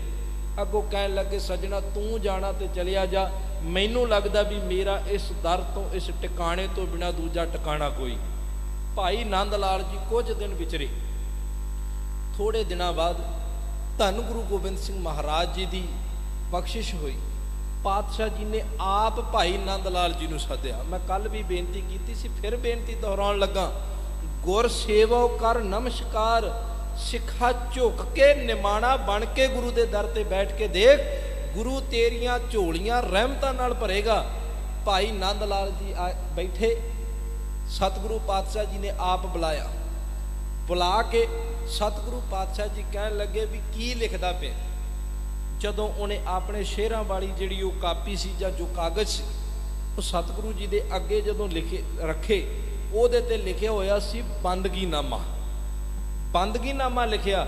ਗੁਰੂ ਗੋਬਿੰਦ ਸਿੰਘ ਮਹਾਰਾਜ ਜੀ ਨੇ ਐਸੀ ਨਦਰ ਕੀਤੀ, ਸਤਿਗੁਰੂ ਜੀ ਕਹਿੰਦੇ ਲਿਆਓ ਕਲਮ ਤੇ ਸਿਆਹੀ। ਸਤਿਗੁਰੂ ਪਾਤਸ਼ਾਹ ਜੀ ਨੇ ਉੱਪਰ ਲਿਖ ਦਿੱਤਾ ਜ਼ਿੰਦਗੀਨਾਮਾ। ਉਹ ਭਾਈ ਨੰਦ ਲਾਲ ਜੀ, ਜਿਹੜਾ ਤੇਰੇ ਇਹਨਾਂ ਬੰਦਾਂ ਨੂੰ ਪੜ੍ਹੇਗਾ ਉਹ ਬੰਦਗੀ ਵਿੱਚ ਤੇ ਪੂਰਨ ਹੋਏਗਾ ਹੀ ਹੋਏਗਾ। ਤੇਰੇ ਇਹਨਾਂ ਬੰਦਾਂ ਨੂੰ ਪੜ੍ਹ ਕੇ ਸਿੱਖ ਜ਼ਿੰਦਗੀ ਜਿਉਣ ਦਾ ਚੱਜ ਸਿੱਖਣਗੇ। ਕਿੰਨੇ ਪਿਆਰ ਵਾਲਾ ਸਿੱਖ। ਹੁਣ ਜਿਹਦੇ ਉੱਪਰ ਗੁਰੂ ਗੋਬਿੰਦ ਸਿੰਘ ਮਹਾਰਾਜ ਜੀ ਐਸੀ ਬਖਸ਼ਿਸ਼ ਪਏ ਕਰਦੇ ਨੇ, ਉਹ ਭਾਈ ਨੰਦ ਲਾਲ ਜੀ ਬੜੀ ਸੋਹਣੀ ਵਿਚਾਰ ਇੱਕ ਲਿਖਦੇ ਨੇ। 2 ਸ਼ੇਰ ਬੜੇ ਕਮਾਲ ਦੇ ਲਿਖਦੇ। ਕਹਿੰਦੇ ਹੋਲੇ ਮਹੱਲੇ ਦਾ ਦਿਨ ਸਤਿਗੁਰੂ ਪਾਤਸ਼ਾਹ ਜੀ ਸਾਰੇ ਸਿੱਖਾਂ ਨੂੰ ਆਨੰਦਪੁਰ ਦੀ ਧਰਤੀ ਤੇ ਇਕੱਠੇ ਕਰਦੇ ਆ, ਤੇ ਸਤਿਗੁਰੂ ਪਾਤਸ਼ਾਹ ਜੀ ਦੇ ਹੱਥ ਵਿੱਚ ਇੱਕ ਪਿਚਕਾਰੀ ਹੈ, ਤੇ ਉਸ ਪਿਚਕਾਰੀ ਦੇ ਵਿੱਚ ਕੇਸਰੀ ਰੰਗ ਭਰਿਆ ਹੋਇਆ। ਹੁਣ 1 ਮਿੰਟ ਲਈ ਸਾਡੇ ਮਨ ਦੀ ਦੌੜ ਇੱਥੋਂ ਤੱਕ ਪਹੁੰਚਦੀ ਹੈ। ਸਵਾਲ ਖੜਾ ਹੁੰਦਾ ਹੈ ਕਿ ਇੱਕ ਪਾਸੇ ਕੱਚੇ ਰੰਗਾਂ ਤੋਂ ਗੁਰੂ ਮੋੜਦਾ ਪਿਆ ਤੇ ਦੂਜੇ ਪਾਸੇ ਗੁਰੂ ਗੋਬਿੰਦ ਸਿੰਘ ਮਹਾਰਾਜ ਜੀ ਦੇ ਹੱਥ ਵਿੱਚ ਪਿਚਕਾਰੀ, ਇਹ ਕਿਵੇਂ ਹੋ ਸਕਦਾ? ਪਰ ਸੱਚ ਜਾਣਿਓ, ਉਸ ਭਾਵ ਨੂੰ ਸਮਝਿਓ। ਉਹ ਰੱਬੀ ਪਿਆਰ ਵਾਲਾ ਹੀ ਉਸ ਪਿਚਕਾਰੀ ਨੂੰ ਦੇਖ ਸਕਦਾ ਹੈ, ਤੇ ਰੱਬੀ ਪਿਆਰ ਵਾਲਾ ਗੁਰੂ ਗੋਬਿੰਦ ਸਿੰਘ ਮਹਾਰਾਜ ਨਾਲ ਇੰਨਾ ਪਿਆਰ ਕਰਨ ਵਾਲਾ ਭਾਈ ਨੰਦ ਲਾਲ ਹੀ ਦੇਖ ਸਕਦਾ, ਜਿਹਨੇ ਉਸ ਕਾਗਜ਼ ਦੀ ਹਿੱਕ ਤੇ ਉਹਨਾਂ ਸ਼ੇਰਾਂ ਨੂੰ ਲਿਖਿਆ। ਭਾਈ ਨੰਦ ਲਾਲ ਜੀ ਕਹਿੰਦੇ ਗੁਰੂ ਗੋਬਿੰਦ ਸਿੰਘ ਮਹਾਰਾਜ ਜੀ ਕੋਲ ਇੱਕ ਪਿਚਕਾਰੀ ਹੈ, ਉਹਦੇ ਵਿੱਚ ਕਹਿੰਦੇ ਕੇਸਰੀ ਰੰਗ ਭਰਿਆ ਹੋਇਆ। ਤੇ ਸਤਿਗੁਰੂ ਪਾਤਸ਼ਾਹ ਜੀ ਨੇ ਜਦੋਂ ਉਹ ਸੰਗਤ ਵੱਲ ਬਖਸ਼ਿਸ਼ ਦੀ ਪਿਚਕਾਰੀ ਨੂੰ ਛੱਡਿਆ, ਜਿਹਦੇ ਉੱਪਰ ਵੀ ਇੱਕ ਤੁਪਕਾ ਪਿਆ, ਉਹਦਾ ਜੀਵਨ ਨਜ਼ਰੋਂ ਨਜ਼ਰ ਨਿਹਾਲ ਹੋ ਗਿਆ। ਭਾਈ ਨੰਦ ਲਾਲ ਜੀ ਲਿਖਦੇ, ਕਹਿੰਦੇ ਜਹੇ ਪਿਚਕਾਰੀਏ ਪੁਰ ਜਾਫਰਾਨੀ। ਸਤਿਗੁਰੂ ਪਾਤਸ਼ਾਹ ਜੀ ਦੇ ਕੋਲ ਪਿਚਕਾਰੀ ਹੈ ਜਿਹਦੇ ਵਿੱਚ ਕੇਸਰੀ ਰੰਗ ਹੈ, ਤੇ ਕਹਿੰਦੇ ਜਿਹੜਾ ਵੀ, ਅੱਗੇ ਕਹਿੰਦੇ ਆ ਜਿਹੜਾ ਵੀ ਕੋਈ ਬੇਰੰਗ ਸੀ ਨਾ, ਸਤਿਗੁਰੂ ਪਾਤਸ਼ਾਹ ਜੀ ਨੇ ਐਸੀ ਬਖਸ਼ਿਸ਼ ਕੀਤੀ, ਖੁਸ਼ ਰੰਗੋ ਬੂ ਕਰਦ। ਸਤਿਗੁਰੂ ਪਾਤਸ਼ਾਹ ਜੀ ਨੇ ਬਖਸ਼ਿਸ਼ ਦੇ ਸੱਟੇ ਮਾਰੇ, ਉਹ ਕੇਸਰੀ ਬਖਸ਼ਿਸ਼ ਕੀਤੀ, ਜਿਹਦੇ ਜੀਵਨ ਤੇ ਇੱਕ ਕਿਣਕਾ ਵੀ ਪਿਆ ਉਹ ਨਜ਼ਰੋਂ ਨਜ਼ਰ ਨਿਹਾਲ ਹੋ ਗਿਆ। ਇੱਥੇ ਹੀ ਬਸ ਨਹੀਂ, ਸਤਿਗੁਰੂ ਪਾਤਸ਼ਾਹ ਜੀ ਦੇ ਉਹ ਕਹਿੰਦੇ ਗੁਰੂ ਗੋਬਿੰਦ ਸਿੰਘ ਮਹਾਰਾਜ ਜੀ ਦੀ ਦੂਜੀ ਮੁੱਠੀ ਖੁੱਲੀ, ਇੱਕ ਹੱਥ ਵਿੱਚ ਪਿਚਕਾਰੀ। ਹੁਣ ਉਸ ਸੁਰਤ ਨੂੰ, ਉਸ ਆਪਣੀ ਸੁਰਤ ਨੂੰ ਵੀ ਉਸੇ ਉਡਾਰੀ ਦੇ ਵਿੱਚ ਲਿਜਾ ਕੇ ਅਸੀਂ ਜਦੋਂ ਤੱਕਾਂਗੇ ਨਾ, ਫਿਰ ਗੁਰੂ ਗੋਬਿੰਦ ਸਿੰਘ ਮਹਾਰਾਜ ਜੀ ਦੀਆਂ ਰਹਿਮਤਾਂ ਤੇ ਭਾਈ ਨੰਦ ਲਾਲ ਦੀ ਗੱਲ ਸਮਝ ਲੱਗਣੀ। ਮੈਂ ਬਾਰ-ਬਾਰ ਬੇਨਤੀ ਕਰ ਰਿਹਾ, ਕੱਚੇ ਰੰਗਾਂ ਤੋਂ ਗੁਰੂ ਨੇ ਮੋੜਿਆ, ਪਰ ਭਾਈ ਨੰਦ ਲਾਲ ਜੀ ਉਦਾਹਰਨ ਵਰਤ ਕੇ ਉਸ ਸਮੇਂ ਦੇ ਦ੍ਰਿਸ਼ਟਾਂਤ ਨੂੰ, ਉਸ ਸਮੇਂ ਦੇ ਮਜ਼ਮੂਨ ਨੂੰ ਪੇਸ਼ ਕਰ ਰਹੇ ਨੇ। ਇੱਕ ਹੱਥ ਵਿੱਚ ਪਿਚਕਾਰੀ ਕੇਸਰੀ ਰੰਗ ਦੇ ਤੁਪਕੇ ਸੁੱਟੇ, ਤੇ ਦੂਜੇ ਹੱਥ ਵਿੱਚ ਸਤਿਗੁਰੂ ਪਾਤਸ਼ਾਹ ਜੀ ਦੇ ਕੋਲ ਗੁਲਾਲ ਹੈ, ਗੁਲਾਲ ਫੜਿਆ ਹੋਇਆ। ਤੇ ਭਾਈ ਨੰਦ ਲਾਲ ਜੀ ਕਹਿੰਦੇ ਗੁਰੂ ਗੋਬਿੰਦ ਸਿੰਘ ਮਹਾਰਾਜ ਜੀ ਨੇ ਦੂਜਾ ਹੱਥ ਖੋਲਿਆ, 5 ਉਂਗਲਾਂ ਖੋਲੀਆਂ, ਜਦੋਂ ਗੁਲਾਲ ਦੀ ਉਹ ਭਰੀ ਮੁੱਠੀ ਸੁੱਟੀ, ਸਤਿਗੁਰੂ ਪਾਤਸ਼ਾਹ ਜੀ ਦੇ ਉਸ ਗੁਲਾਲ ਦੇ ਨਾਲ ਇੱਥੇ ਸੰਸਾਰ ਹੀ ਨਹੀਂ, ਜ਼ਮੀਨ ਤੇ ਆਸਮਾਨ ਮਾਨੋ ਸਤਿਗੁਰੂ ਪਾਤਸ਼ਾਹ ਜੀ ਨੇ ਰੰਗੀਨ ਕਰ ਦਿੱਤਾ। ਹੁਣ ਇਸ ਬਖਸ਼ਿਸ਼ ਨੂੰ ਸਮਝਣ ਦੇ ਲਈ ਭਾਈ ਨੰਦ ਲਾਲ ਜੀ ਨੇ ਜੋ ਲਿਖਿਆ ਸਤਿਗੁਰੂ ਪਾਤਸ਼ਾਹ ਜੀ ਦੇ ਸੰਬੰਧੀ, ਉਹ ਕਹਿੰਦੇ ਗੁਲਾਲ ਸਤਿਗੁਰੂ ਪਾਤਸ਼ਾਹ ਜੀ ਦੇ ਹੱਥ ਵਿੱਚ ਹੈ, ਜਦੋਂ 5 ਉਂਗਲਾਂ ਖੋਲੀਆਂ ਤੇ ਜ਼ਮੀਨ ਤੇ ਆਸਮਾਨ ਰੁਸ਼ਨਾ ਗਏ। ਉਹ ਸਿੱਖਾਂ ਕਿਤੇ ਤੂੰ ਵੀ ਆਨੰਦਪੁਰ ਦੀ ਧਰਤੀ ਤੇ ਜਾ ਕੇ ਗੁਰੂ ਗੋਬਿੰਦ ਸਿੰਘ ਮਹਾਰਾਜ ਕੀ ਬੇਨਤੀ ਕਰਿਆ ਕਰ, ਸਤਿਗੁਰੂ ਕਿਤੇ ਉਸ ਗੁਲਾਲ ਤੇ ਉਸ ਕੇਸਰੀ ਰੰਗ ਦਾ ਇੱਕ ਤੁਪਕਾ ਮੇਰੀ ਜ਼ਿੰਦਗੀ 'ਚ ਬਖਸ਼ ਦੇ, ਤਾਂ ਕਿ ਮੈਂ ਵੀ ਤੇਰੇ ਚਰਨਾਂ ਦੇ ਵਿੱਚ ਆਪਣਾ ਜੀਵਨ ਬਤੀਤ ਕਰ ਸਕਾਂ। ਪਰ ਦੁੱਖ ਦੀ ਗੱਲ, ਅਸੀਂ ਜਾਂਦੇ ਹਾਂ ਹੋਲੇ ਮਹੱਲੇ ਤੇ, ਅਸੀਂ ਜਾਂਦੇ ਹਾਂ, ਤੁਹਾਡੇ ਵਿੱਚੋਂ ਵੀ ਬਹੁਤ ਸਾਰੇ ਅਨੰਦਪੁਰ ਸਾਹਿਬ ਗਏ ਹੋਣਗੇ, ਅਸੀਂ ਕੇਵਲ ਬਾਹਰੀ ਤੌਰ ਤੇ ਰੰਗ ਤਮਾਸ਼ੇ ਦੇਖ ਕੇ ਮੁੜ ਆਉਂਦੇ ਹਾਂ। ਕਿਤੇ ਉਸ ਭਾਵ ਵਿੱਚ ਬੈਠ ਕੇ, ਜਿਸ ਭਾਵ ਵਿੱਚ ਭਾਈ ਨੰਦ ਲਾਲ ਜੀ ਗੁਰੂ ਗੋਬਿੰਦ ਸਿੰਘ ਮਹਾਰਾਜ ਮੂਹਰੇ ਬੇਨਤੀਆਂ ਪਏ ਕਰਦੇ ਆ, ਕਿਤੇ ਉਸ ਭਾਵ ਵਿੱਚ ਆ ਕੇ ਅਸੀਂ ਬੇਨਤੀਆਂ ਕਰੀਏ ਤੇ ਸਤਿਗੁਰੂ ਪਾਤਸ਼ਾਹ ਜੀ ਸਾਡੀਆਂ ਝੋਲੀਆਂ ਵੀ ਬਖਸ਼ਿਸ਼ਾਂ ਨਾਲ ਭਰ ਦੇਣਗੇ। ਸਤਿਗੁਰੂ ਗੁਰੂ ਗੋਬਿੰਦ ਸਿੰਘ ਮਹਾਰਾਜ ਜੀ ਨੇ ਹੋਲੇ ਮਹੱਲੇ ਵਾਲੇ ਦਿਨ ਸਿੱਖਾਂ ਨੂੰ ਤਾਕੀਦ ਕੀਤੀ ਕਿ ਸ਼ਸਤਰ ਨਹੀਂ ਛੱਡਣਾ।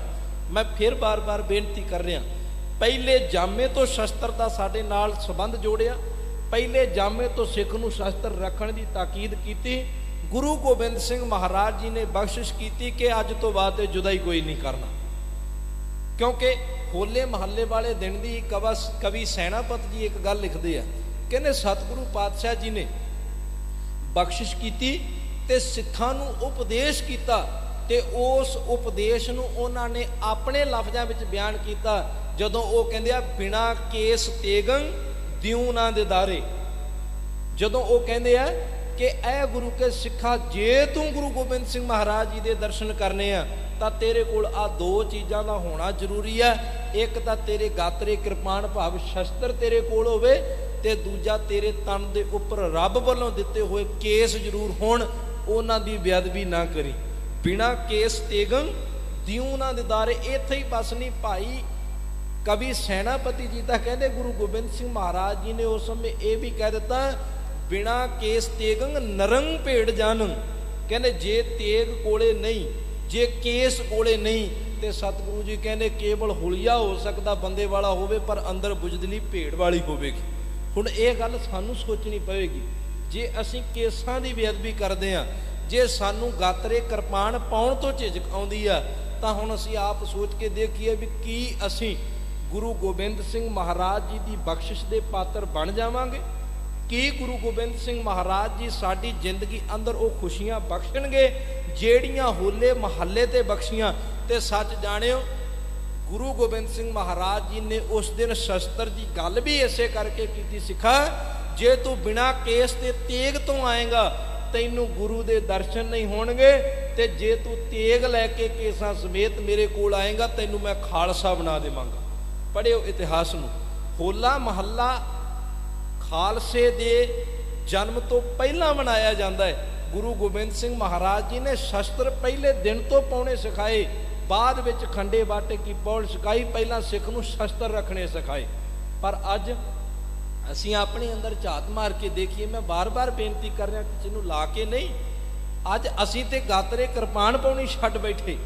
ਅੱਜ ਕਿਸੇ ਭੈਣ ਨੂੰ ਕਿਹਾ ਜਾਵੇ ਤੂੰ ਕਿਰਪਾਨ ਪਾ ਲੈ, ਕਹਿੰਦੀ ਮੇਰਾ ਫੈਸ਼ਨ ਖਰਾਬ ਹੋ ਜਾਏਗਾ, ਮੈਨੂੰ ਸਮਾਜ ਦੇ ਲੋਕ ਕੀ ਕਹਿਣਗੇ। ਕੀ ਨਹੀਂ ਭੈਣੇ, ਸੱਚ ਇਹ ਹੈ ਜਿਨ੍ਹਾਂ ਨੇ ਹਥਿਆਰ ਛੱਡਿਆ ਸੀ ਉਹਨਾਂ ਦੀਆਂ ਬਹੂ ਬੇਟੀਆਂ ਨੂੰ ਟਕੇ ਟਕੇ ਤੇ ਵੇਚਣ ਲਈ ਲਿਜਾਂਦੇ ਰਹੇ, ਤੇ ਜਿਨ੍ਹਾਂ ਦੀਆਂ ਧੀਆਂ ਭੈਣਾਂ ਨੇ ਆਪ ਹਥਿਆਰ ਕੋਲੇ ਰੱਖਿਆ ਸੀ ਉਹਨਾਂ ਨੇ ਦੂਜਿਆਂ ਦੀਆਂ ਇੱਜ਼ਤਾਂ ਵੀ ਬਚਾਈਆਂ। ਜਮਰੌਦ ਦੇ ਕਿਲੇ ਵਿੱਚੋਂ ਮਹਾਰਾਜਾ ਰਣਜੀਤ ਸਿੰਘ ਦੇ ਕੋਲ ਖਬਰ ਲੈ ਕੇ ਆਉਣੀ ਹੈ ਸ਼ਾਮ ਸਿੰਘ ਅਟਾਰੀ ਵਾਲੇ ਦੀ, ਤੇ ਉਸ ਸਮੇਂ ਇੱਕ ਸਿੱਖ ਬੀਬੀ ਸੀ ਜਿਹੜੀ ਕਹਿਣ ਲੱਗੀ ਮੈਂ ਜਾਵਾਂਗੀ, ਮੈਂ ਜਾ ਕੇ ਖਬਰ ਦੇਵਾਂਗੀ। ਤੇ ਕਿਹਾ ਜਾਣ ਲੱਗਾ, ਕਹਿੰਦੇ ਤੇਰੇ ਇੱਥੇ ਦੇਖ ਇਹ ਤਾਂ ਭੇੜੀਏ ਵਾਂਗ ਤੁਰੇ ਫਿਰਦੇ ਹੋ। ਕਹਿਣ ਲੱਗੀ ਜਿਹਦੇ ਕੋਲ ਗੁਰੂ ਗੋਬਿੰਦ ਸਿੰਘ ਮਹਾਰਾਜ ਜੀ ਦੀ ਬਖਸ਼ੀ ਹੋਈ ਆਹ ਕਿਰਪਾਨ ਹੈ ਉਹਦਾ ਕੋਈ ਵਾਲ ਵਿੰਗਾ ਨਹੀਂ ਕਰ ਸਕਦਾ। ਭਾਵ ਕੀ ਹੈ, ਸਤਿਗੁਰੂ ਨੇ ਸਾਨੂੰ ਸ਼ਸਤਰ ਰੱਖਣੇ ਸਿਖਾਏ, ਸ਼ਸਤਰਾਂ ਦੀ ਪਾਲਣਾ ਕਰਨੀ ਸਿਖਾਈ। ਤੇ ਅੱਜ ਦੇਖੋ ਤੁਸੀਂ, ਅਸੀਂ ਜਿਨ੍ਹਾਂ ਦਾ ਕਲਚਰ ਸੀ, ਜਿਨ੍ਹਾਂ ਨੂੰ ਸਤਿਗੁਰੂ ਜੀ ਨੇ ਅੰਗ ਸੰਗ ਰੱਖਣ ਲਈ ਕਿਹਾ ਸੀ, ਅਸੀਂ ਛੱਡ ਬੈਠੇ, ਤੇ ਜਿਨ੍ਹਾਂ ਦੀਆਂ ਬਹੂ ਬੇਟੀਆਂ ਟਕੇ ਟਕੇ ਤੇ ਵਿਕਦੀਆਂ ਸੀ ਉਹ ਆਪਣੇ ਜਾ ਕੇ ਧਾਰਮਿਕ ਸਥਾਨਾਂ ਤੇ ਉਹਨਾਂ ਦੀ ਪੂਜਾ ਕਰਨ ਲੱਗ ਗਏ। ਅਜੇ ਫਿਰ ਅਸੀਂ ਕਹਿ ਰਹੇ ਹਾਂ ਸਾਡੇ ਨਾਲ ਧੱਕਾ ਹੋ ਰਿਹਾ, ਬਹੁਤ ਗਿਣਤੀ ਘੱਟ ਗਿਣਤੀਆਂ ਦੇ ਉੱਪਰ ਹਾਵੀ ਹੋ ਰਹੀ। ਇਹੀ ਕਾਰਨ ਹੈ ਪਿਆਰਿਓ, ਅਸੀਂ ਆਪਣੇ ਗੁਰੂ ਦੀਆਂ ਦਿੱਤੀਆਂ ਬਖਸ਼ਿਸ਼ਾਂ ਛੱਡ ਬੈਠੇ। ਕਦੀ ਧਿਆਨ ਮਾਰਿਓ, ਕਦੀ ਅੰਦਰੋਂ ਆਪਣੇ ਅੰਦਰ ਨੂੰ ਝੰਜੋੜ ਕੇ ਦੇਖਿਓ ਕਿੱਡੀ ਵੱਡੀ ਬਖਸ਼ਿਸ਼ ਪਾਤਸ਼ਾਹ ਜੀ ਨੇ ਇਹ ਸ਼ਸਤਰਾਂ ਵਾਲੀ ਸਾਡੇ ਤੇ ਕੀਤੀ ਹੈ। ਜੇ ਗੁਰੂ ਗੋਬਿੰਦ ਸਿੰਘ ਮਹਾਰਾਜ ਜੀ ਨੇ ਸਾਨੂੰ ਸ਼ਸਤਰ ਬਖਸ਼ੇ ਨੇ ਤਾਂ ਸਤਿਗੁਰੂ ਪਾਤਸ਼ਾਹ ਜੀ ਨੇ ਇਹਨਾਂ ਸ਼ਸਤਰਾਂ ਦੇ ਸਿਰ ਤੇ ਵੱਡੀਆਂ ਵੱਡੀਆਂ ਜੰਗਾਂ ਵੀ ਫਤਿਹ ਕੀਤੀਆਂ। ਮੈਂ ਇੱਕ ਬੇਨਤੀ ਕਹਿ ਕੇ ਸਮਾਪਤੀ ਵਾਲੇ ਪਾਸੇ ਆ ਜਾਵਾਂ। ਗੁਰੂ ਗੋਬਿੰਦ ਸਿੰਘ ਮਹਾਰਾਜ ਜੀ ਨੇ ਸਾਨੂੰ ਸ਼ਸਤਰ ਪਵਾਏ, ਇਕੱਲੇ ਪਵਾਏ ਨਹੀਂ, ਸਤਿਗੁਰੂ ਪਾਤਸ਼ਾਹ ਜੀ ਨੇ ਇਹਨਾਂ ਸ਼ਸਤਰਾਂ ਦੇ ਨਾਲ ਇਹ ਕਹਿ ਲਈਏ ਮੈਦਾਨੇ ਜੰਗ ਵਿੱਚ ਜੰਗ ਵੀ ਲੜੀ ਤੇ ਆਪਣੇ ਪੁੱਤ ਵੀ ਸ਼ਹੀਦ ਕਰਵਾਏ। ਜੇ ਸਤਿਗੁਰੂ ਨੇ ਵਰਸ਼ੇ ਫੜਾਏ ਨੇ ਨਾ ਤਾਂ ਵਰਸ਼ੇ ਆਪਣੇ ਪੁੱਤਾਂ ਦੇ ਕਲੇਜਿਆਂ ਵਿੱਚ ਵੱਜਦੇ ਵੀ ਦੇਖੇ ਆ। ਮਾਵਾਂ ਬੈਠੀਆਂ ਤੁਸੀਂ, ਸਾਡੇ ਘਰ ਦੇ ਅੰਦਰ ਪੁੱਤ ਪੈਦਾ ਹੁੰਦਾ, ਧੀ ਪੈਦਾ ਹੁੰਦੀ ਹੈ। ਚਲੋ ਧੀ ਪੈਦਾ ਹੋਣ ਤੇ ਸਾਡੇ ਘਰਾਂ 'ਚ ਨਮੋਸ਼ੀ ਹੀ ਚੱਲਦੇ ਆ, ਲੋਕ ਉਦੋਂ ਨਮੋਸ਼ ਹੋ ਜਾਂਦੇ ਆ ਵੀ ਧੀ ਕਿੱਥੋਂ ਪੈਦਾ ਹੋ ਗਈ। ਪਰ ਨਹੀਂ, ਸਾਨੂੰ ਅਜਿਹਾ ਨਹੀਂ, ਸਾਡੇ ਲਈ ਤਾਂ ਸਭ ਬਰਾਬਰ ਨੇ। ਜਦੋਂ ਪੁੱਤ ਪੈਦਾ ਹੁੰਦਾ, ਕਈ ਵਾਰ ਪੰਘੂੜੇ 'ਚ ਪਏ ਪੁੱਤ ਨੂੰ ਹੀ ਮਾਂ ਬੜੇ ਲਾਡਾਂ ਤੇ ਚਾਵਾਂ ਨਾਲ ਵਕੀਲ ਕਹਿ ਕੇ ਪੁਕਾਰਦੀ ਹੈ। ਬੜੇ ਸੁਪਨੇ ਸਜਾਉਂਦੇ ਲੋਕ, ਮਨ ਦੇ ਅੰਦਰ ਬੜੇ ਖਿਆਲ ਪੈਦਾ ਕਰਦੇ ਨੇ ਲੋਕ ਜਦੋਂ ਪੁੱਤ ਪੈਦਾ ਹੁੰਦਾ। ਕਈ ਵਾਰ ਉਹਨੂੰ ਜੱਜ ਤੱਕ ਦਾ ਅਹੁਦਾ ਦੇ ਦਿੱਤਾ ਜਾਂਦਾ, ਤੇ ਕਈ ਵਾਰ ਤਾਂ ਅਜਿਹਾ ਵੀ ਹੁੰਦਾ ਵੀ ਉਹ ਭਾਵੇਂ ਚੱਲਣ ਤੁਰਨ ਤੇ ਫਿਰਨ ਦੇ ਸਮਰੱਥ ਵੀ ਨਾ ਹੋਵੇ, ਮਾਂ ਕਹਿੰਦੀ ਇਹ ਤਾਂ ਮੇਰਾ ਪ੍ਰਧਾਨ ਮੰਤਰੀ ਹੈ। ਮਤਲਬ ਕੀ ਹੈ, ਅਸੀਂ ਸੁਰਤ ਦੇ ਵਿੱਚ ਬੜੇ ਵੱਡੇ ਵੱਡੇ ਸੁਪਨੇ ਅਸੀਂ ਪੈਦਾ ਕਰ ਲੈਂਦੇ ਆਪਣੇ ਪੁੱਤ ਪ੍ਰਤੀ। ਪਰ ਇੱਕ ਬਾਜਾਂ ਵਾਲਾ ਸਤਿਗੁਰੂ ਗੁਰੂ ਗੋਬਿੰਦ ਸਿੰਘ ਮਹਾਰਾਜ ਹੈ, जिस दिन चमकौर दी जंग दे विच सतगुरु पातशाह जी अपने पुੱਤ ਨੂੰ ਤੋਰਨ ਲੱਗੇ ਆ, सतगुरु जी ने उस दिन अपने मन दे विच पैदा कीता एक ख्याल जिहड़ा कदी बचपन दे विच जदों पुत्तर बचपन दे विच सी उदों वो सुपना देखिया सी, वो जाहिर कीता। किहड़ा? असी सारे कई बार इतिहास सुनिया, ख्वाहिश है तुम्हें तेग चलाते हुए देखूं ऐ लाल, आंख से बरशी खाते हुए देखूं। सतगुरु पातशाह जी ने इत्थों तक साडा प्यार, इत्थों तक मोह साडा शस्त्र नाल वधाया। ते शायद यही वड्डी करामात है जिहदे सिर ते गुरु गोबिंद सिंह महाराज जी ने रब्बी बख्शिश दे नाल 14 जंगां जित्तियां ते सिखां नूं इहदा लड़ घुट के पकड़न दे लई किहा। शायद यही कारण है जदों साडे तो कोई बगाना भी साडी तारीफ करदा है, मैदाने जंग विच जूझदियां दी गल करदा है, यही कारण है कि सिखां दे कोल सतगुरु पातशाह जी दे बख्शिश कीते होए ये शस्त्र ने।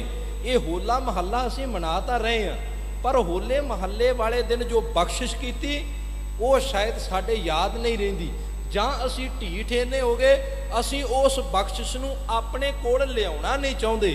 ते सच यही है, बहुतात विच असीं जदों खंडे बाटे की पौल की गल आउंदी है, जदों अमृत छक के शस्त्र पाउण की गल आउंदी है, उदों तां साडे लोग कहंदे बगानियां दे धी पुੱਤ छक लैण, बगानियां दे धी पुੱਤ छक लैण। ते जदों कोई होर दुनियावी कोई किसी प्रकार की गल आउंदी वो साडे घर आ जावे। नहीं, इसे करके इन्हां शस्त्रां करके बगानियां ने साडियां उस्तां कीतियां। जदों शाह मुहम्मद लिखदा है ना, जदों अंग्रेज़ां दे नाल लड़ाइयां होंदियां तो उदों वो लिखदा है, कहना बड़ियां पलटना वो तोपां वीड़ के आए सी। मैं संखेप विच बेनती करा, वो तोपां वीड़ के आए, सिखां ने उन्हां दा मूँह मोड़ दिता। बड़ा क्या सी शाम सिंह अटारी वाले ने कि उन्हां कोल तां तोपां ने, वो अपने चीथड़े चीथड़े कुछ मिनटां च की कुछ सकिंटां च उड़ा देणगे। पर शाम सिंह अटारी वाला कहन लगा नहीं, जिहदे कोल गुरु गोबिंद सिंह महाराज जी की बख्शिश बाणी, जिहदे कोल गुरु नानक दे दर दा शास्त्र ते शस्त्र है, वो कदे पिछे भी नहीं हटदा ते वो हमेशा जित भी प्राप्त करदा है। इसे करके उस विगाने किसी राइटर ने कहा, शाह मुहम्मदा ਸਿੰਘਾਂ ने गोरियां दे निंबूआं वांग सी लहू निचोड़ सुटे। यही कारण सी इन्हां बख्शिशां नूं उन्हां सिखां ने माणिया सी। पर अज सानूं ये ध्यान विच रख लेनी चाहिदी आ गल, सिखा जी होला महल्ला मनाउणा है, आस कर अपने धीआं पुत्तां नूं असीं ये कहिए भी गतका सिखाउणा अज तो ही शुरू करिए। जिन्ने क बैठे आ ध्यान मार के देखियो किन्नियां दे धी पुत्त आ जिन्हां नूं अज किरपान चलाउणी हुंदी, किन्नियां कदे धी पुत्त आ जिन्हां ने कदी गतके अखाड़े दे विच जाके देखिया होवे। पर नहीं, सानूं तां दूरों दूरों वो गतका खेडदे तां बड़े चंगे लगदे आ, पर साडे मेरियां मावां मेरे बजुर्ग ये नहीं चाहुंदे भी मेरा पुੱਤ जां मेरी धी भी शस्त्र चलाउणा सिख लवे। वो गल वखरी। अज थोड़ा कल्चर उन्होंने भी बदल दिता भी स्टंटबाजी वधेरे हो गई तो वो जंगजू जिहड़ियां नीतियां सी वो छड्ड बैठे। चलो मैं किसी ते कोई निजी टिप्पणी नहीं करांगा, पर जिन्ने क असीं बैठे हाँ घट्टो घट्ट इन्ना क तां प्रण करिए। गुरुद्वारियां दीयां प्रबंधक कमेटियां ये प्रबंध करन, एक गतके दा टीचर रखिया जावे, बच्चियां नूं अपनी होरनां दी नहीं, होरनां दी पत्त बचाउण लई नहीं, घट्टो घट्ट सिखो अपनियां धीआं नूं अपनी इज्जत बचाउण दे लई ते घट्टो घट्ट शस्त्र असीं सिखा सकदे हां ना। इहदे ते कोई बहुता खर्चा भी नहीं आउंदा। होर हर तरह दा सुख जदों असीं अपने बच्चिआं नूं प्रदान कर सकदे हां तां असीं इस पासे क्यों नहीं ध्यान दिंदे। सच जाणिओ, जे असीं इधरले पासे अवेयर ना होए, ना ध्यान दिता ते ये तुहाडे धीआं पुत्तां ने तुहाडे नालों पहिलां बुढ़े हो जाना, इन्हां ने तुहाडे तो पहिलां गोडे फड़ के उठना शुरू कर देना जे इधरले पासे ध्यान ना दिता। सिखा होला महल्ला मना रहे हैं ते इस गल नूं समझ सतगुरु पातशाह जी कहने तू होले महल्ले वाले दिन इस गल दा प्रण कर लै, बिना केस तेगं दिऊं ना दिदारे। जिहड़ा कवि ने लिखिया वो बोल गुरु गोबिंद सिंह दे ने लिखे, भावें कवि ने ते सानू इस गल वाल ध्यान देना चाहिए। मैं अपने विचार नूं संकोचदा होया समाप्ति वाले पासे पहुंचा। कल दा आपां शब्द जिहड़ा साझा कर रहे हैं बसंत राग विचों। सतगुरु पातशाह जी कहते सिखा होली खेडनी आ, अंदर दी होली खेड, अंदर नूं नाम दे रंग विच रंग लै, फेर ही तेरी जिंदगी अंदर फाग बनेगा। ਪ੍ਰਭ ਸੰਗੀ ਮਿਲ ਖੇਲਣ ਲਾਗ, ਫੇਰ ਤੂੰ ਰੱਬ ਜੀ ਦੇ ਨਾਲ ਸਾਂਝਾ ਪਾ ਸਕੇਗਾ। ਤੇ ਸਤਿਗੁਰੂ ਪਾਤਸ਼ਾਹ ਜੀ ਕਹਿੰਦੇ ਮਨ ਤਨ ਮੌਲਿਓ ਅਤ ਅਨੂਪ। ਜਦੋਂ ਗੁਰੂ ਦੇ ਪਿਆਰਿਆਂ ਨਾਲ ਮਿਲ ਕੇ ਸਤ ਸੰਗਤ ਵਿੱਚ ਬੈਠ ਕੇ ਨਾਮ ਦੇ ਰੰਗ ਨਾਲ ਹੋਲੀ ਖੇਡੇਗਾ, ਸਤਿਗੁਰੂ ਪਾਤਸ਼ਾਹ ਜੀ ਕਹਿੰਦੇ ਤੇਰਾ ਮਨ ਤੇ ਤਨ ਮੌਲਿਆ ਜਾਵੇਗਾ, ਭਾਵ ਖੇੜੇ ਵਿੱਚ ਆਏਗਾ, ਵਿਗਾਸ ਵਿੱਚ ਆਵੇਗਾ। ਤੇ ਜਿਹੜਾ ਹੋਵੇਗਾ ਵੀ ਅਨੂਪ ਮਤਲਬ ਅਨ ਉਪਮਾ ਵਾਲਾ ਹੋਵੇਗਾ, ਜਿਹਦੀ ਤਾਰੀਫ ਹੀ ਕੋਈ ਨਹੀਂ ਕੀਤੀ ਜਾ ਸਕਦੀ। ਨਾਲ ਕਹਿੰਦੇ ਸੂਕੈ ਨਾਹੀ ਸ਼ਾਮ ਧੂਪ, ਐਸਾ ਖੇੜਾ ਆਏਗਾ, ਐਸੀ ਰੁੱਤ ਬਣੇਗੀ, ਜ਼ਿੰਦਗੀ ਦੇ ਅੰਦਰੋਂ ਖੇੜਾ ਖਤਮ ਨਹੀਂ ਹੋਏਗਾ, ਨਾ ਧੁੱਪੇ ਤੇ ਨਾ ਛਾਵੇਂ, ਸਗਲੀ ਰੁੱਤੀ ਹਰਿਆ ਹੋਏ, ਤੇਰਾ ਮਨ ਸਾਰੀਆਂ ਰੁੱਤਾਂ ਵਿੱਚ ਹਰਿਆ ਹੋਵੇਗਾ। ਤੇ ਨਾਲ ਕਹਿੰਦੇ ਸਦ ਬਸੰਤ ਗੁਰ ਮਿਲੇ ਦੇਵ, ਤੇਰੀ ਜ਼ਿੰਦਗੀ ਵਿੱਚ ਸਦਾ ਬਸੰਤ ਬਣੀ ਰਹੇਗੀ। ਅਖੀਰਲੇ ਬੰਦ ਵਿੱਚ ਕਹਿੰਦੇ ਬਿਰਖ ਜੰਮਿਓ ਹੈ ਪਾਰ ਜਾਤ। ਹਿੰਦੂ ਮਜ਼ਹਬ ਦੇ ਅੰਦਰ ਇੱਕ ਖਿਆਲ ਹੈ ਕਿ ਜਿਸ ਨੇ ਆਪਣੀ ਸੁੱਖ ਆਪਣੇ ਮਨ ਦੀਆਂ ਭਾਵਨਾਵਾਂ ਪੂਰੀਆਂ ਕਰਵਾਉਣੀਆਂ, ਉਹਨੂੰ ਪਾਰਜਾਤ ਰੁੱਖ ਦੇ ਕੋਲੋਂ ਮੰਗਣਾ ਪੈਂਦਾ, ਉਹ ਇੱਛਾ ਪੂਰੀਆਂ ਕਰਨ ਵਾਲਾ। ਸਤਿਗੁਰੂ ਕਹਿੰਦੇ ਨਹੀਂ, ਜਿਸ ਦਿਨ ਤੇਰੀ ਖੇਡ ਅਗੰਮੀ ਖੇਡ ਨਿਰੰਕਾਰ ਦੇ ਨਾਲ ਜੁੜ ਗਈ, ਉਸ ਦਿਨ ਤੈਨੂੰ ਬਾਹਰ ਦੇ ਕਿਸੇ ਪਾਰਜਾਤ ਵੱਲ ਝਾਕਣ ਦੀ ਲੋੜ ਨਹੀਂ ਪੈਣੀ। ਉਹ ਨਿਰੰਕਾਰ ਜਿਹੜਾ ਬਖਸ਼ਿਸ਼ਾਂ ਦਾ ਦਾਤਾ ਹੈ, ਜੋ ਇੱਛਾ ਪੂਰਕ ਹੈ, ਤੇਰੀਆਂ ਸਾਰੀਆਂ ਇੱਛਾਵਾਂ ਪੂਰੀਆਂ ਕਰਨ ਵਾਲਾ ਹੈ, ਉਹ ਤੇ ਤੇਰੇ ਅੰਦਰ ਬੈਠ ਜਾਵੇਗਾ। ਫਿਰ ਸੱਚ ਜਾਣੀ ਤੇਰੀ ਬਾਹਰ ਦੀ ਕੋਈ ਦਾਤ ਮੰਗਣ ਦੀ, ਕੋਈ ਕਿਸੇ ਪ੍ਰਕਾਰ ਦੀ ਇੱਛਾ ਰਹਿਣੀ ਕੋਈ ਨਹੀਂ। ਸਤਿਗੁਰੂ ਕਹਿੰਦੇ ਬਿਰਖ ਜੰਮਿਓ ਹੈ ਪਾਰ ਜਾਤ, ਫੂਲ ਲੱਗੇ ਫਲ ਰਤਨ ਭਾਂਤ, ਤਰ੍ਹਾਂ ਤਰ੍ਹਾਂ ਦੇ ਫੁੱਲ ਬਖਸ਼ਿਸ਼ਾਂ ਦੇ ਲੱਗ ਜਾਣੇ ਨੇ। ਤ੍ਰਿਪਤ ਅਗਾਨੇ ਹਰ ਗੁਣਾਂ ਗਾਏ। ਸਤਿਗੁਰੂ ਪਾਤਸ਼ਾਹ ਜੀ ਕਹਿੰਦੇ ਜਦੋਂ ਉਹਦੇ ਰੱਬੀ ਗੁਣ ਗਾਏਗਾ ਤਾਂ ਤੂੰ ਅੰਦਰੋਂ ਤ੍ਰਿਪਤ ਹੋ ਜਾਵੇਂਗਾ। ਜਨ ਨਾਨਕ ਹਰ ਹਰ ਹਰ ਧਿਆਏ, ਮਨ ਬਚਨ ਤੇ ਕਰਮ ਕਰਕੇ ਜਦੋਂ ਤੂੰ ਉਸ ਨਿਰੰਕਾਰ ਦੀ ਆਰਾਧਨਾ ਵਿੱਚ ਜੁੜੇਗਾ, ਸੱਚ ਜਾਣੀ ਉਸ ਹੋਲੀ ਦੇ ਨਾਲ ਰੰਗਿਆ ਜਾਵੇਗਾ, ਉਸ ਰੰਗ ਦੇ ਨਾਲ ਰੰਗਿਆ ਜਾਵੇਗਾ ਜਿਹੜੀ ਆਪਾਂ ਕਾਫੀ ਲੰਬੇਰੇ ਸਮੇਂ ਤੋਂ ਵਿਚਾਰ ਕਰਦੇ ਆ ਰਹੇ ਹਾਂ। ਜਾ ਕੋ ਹਰ ਰੰਗ ਲਾਗੋ ਇਸ ਯੁੱਗ ਮੈਂ ਸੋ ਕਹੀਅਤ ਹੈ ਸੂਰਾ। ਹੋਲੇ ਮਹੱਲੇ ਤੇ ਸਤਿਗੁਰੂ ਨੇ ਉਪਦੇਸ਼ ਹੀ ਇਹ ਦਿੱਤਾ, ਇਹਨਾਂ ਬਚਨਾਂ ਨੂੰ ਅਮਲੀ ਜਾਮਾ ਪਹਿਨਾਇਆ। ਅੰਦਰ ਦੇ ਮਨ ਦੇ ਵਿੱਚ ਨਾਮ ਦੇ ਰੰਗ ਨਾਲ ਖੇਡਦਿਆਂ ਹੋਇਆਂ ਬਾਹਰੋਂ ਹਥਿਆਰ ਲੈ ਕੇ ਸ਼ਸਤਰ ਚੱਕ ਕੇ ਸੂਰਮ ਗਤੀ ਵਾਲਾ ਜੀਵਨ ਬਤੀਤ ਕਰਨਾ। ਫਿਰ ਸਤਿਗੁਰੂ ਪਾਤਸ਼ਾਹ ਜੀ ਦੀਆਂ ਬਖਸ਼ਿਸ਼ਾਂ, ਫਿਰ ਗੁਰੂ ਪਾਤਸ਼ਾਹ ਜੀ ਦੀਆਂ ਰਹਿਮਤਾਂ ਸਾਡੀ ਝੋਲੀ ਅੰਦਰ ਪੈਣੀਆਂ ਨੇ। ਵਿਚਾਰ ਕਰਦਿਆਂ ਕਈ ਪ੍ਰਕਾਰ ਦੀਆਂ ਗਲਤੀਆਂ ਹੋਣੀਆਂ ਸੁਭਾਵਿਕ ਨੇ। ਸਤਿਗੁਰੂ ਪਾਤਸ਼ਾਹ ਜੀ ਬਖਸ਼ਣਯੋਗ ਨੇ। ਆਪ ਸਭਨਾਂ ਦਾ ਬਹੁਤ ਬਹੁਤ ਧੰਨਵਾਦ। ਬੜੇ ਪਿਆਰ ਨਾਲ, ਬੜੇ ਸਤਿਕਾਰ ਨਾਲ ਜਦੋਂ ਵੀ ਸਤਿਗੁਰੂ ਪਾਤਸ਼ਾਹ ਜੀ ਦੀ ਬਖਸ਼ਿਸ਼ ਸਦਕਾ ਆਈ ਦਾ ਬੜੇ ਪਿਆਰ ਨਾਲ ਬਹਿ ਕੇ ਸਰਵਣ ਕਰਦੇ ਹੋ। ਕੋਟਾਨ ਕੋਟ ਸ਼ੁਕਰ ਗੁਰੂ ਗ੍ਰੰਥ ਸਾਹਿਬ ਮਹਾਰਾਜ ਜੀ ਦਾ। ਮੈਂ ਪਹਿਲਾਂ ਆਰੰਭ ਵਿੱਚ ਵੀ ਬੇਨਤੀ ਕੀਤੀ ਸੀ, ਸਿਹਤ ਇਜਾਜ਼ਤ ਨਹੀਂ ਸੀ ਦਿੰਦੀ, ਪਰ ਸਤਿਗੁਰੂ ਜੀ ਨੇ ਬੜੀ ਬਖਸ਼ਿਸ਼ ਕਰਕੇ ਹੋਲੇ ਮਹੱਲੇ ਦੀ ਜਿਹੜੀ ਇਹ ਵਿਚਾਰ ਕਰਵਾਈ ਹੈ। ਤੇ ਅਸੀਂ ਆਪਣੇ ਮਨ ਦੇ ਅੰਦਰ ਇਹ ਖਿਆਲ ਦ੍ਰਿੜ ਕਰ ਲਈਏ, ਅੰਦਰੋਂ ਵੀ ਰੰਗੇ ਜਾਣਾ ਤੇ ਬਾਹਰੀ ਤੌਰ ਤੇ ਸ਼ਸਤਰ ਨੂੰ ਰੱਖ ਕੇ ਲੋਕਾਂ ਦੀ ਮਨਾਈ ਜਾਣ ਵਾਲੀ ਹੋਲੀ ਨੂੰ ਤਿਆਗ ਕੇ ਹੋਲੇ ਮਹੱਲੇ ਵੱਲ ਧਿਆਨ ਦੇ ਕੇ ਗੁਰੂ ਦੀਆਂ ਬਖਸ਼ਿਸ਼ਾਂ ਲੈਣ ਦਾ ਯਤਨ ਕਰੀਏ। ਸਭਨਾਂ ਦਾ ਬਹੁਤ ਬਹੁਤ ਧੰਨਵਾਦ। ਗੁਰੂ ਪਾਤਸ਼ਾਹ ਜੀ ਬਖਸ਼ਿਸ਼ ਕਰਨ। ਬੋਲਦਿਆਂ ਕਈ ਪ੍ਰਕਾਰ ਦੀਆਂ ਹੋਈਆਂ ਗਲਤੀਆਂ ਸਤਿਗੁਰੂ ਪਾਤਸ਼ਾਹ ਜੀ ਦਾਸ ਦੀ ਝੋਲੀ ਪਾਉਣ। ਆਪ ਸਭਨਾਂ ਦਾ ਧੰਨਵਾਦ। ਕਰੋ ਰਸਨਾ ਨੂੰ ਪਵਿੱਤਰ, ਗੁਰੂ ਬਖਸ਼ੀ ਫਤਿਹ ਦੀ ਸਾਂਝ ਪਾਓ। ਵਾਹਿਗੁਰੂ ਜੀ ਕਾ ਖਾਲਸਾ, ਵਾਹਿਗੁਰੂ ਜੀ ਕੀ ਫਤਿਹ।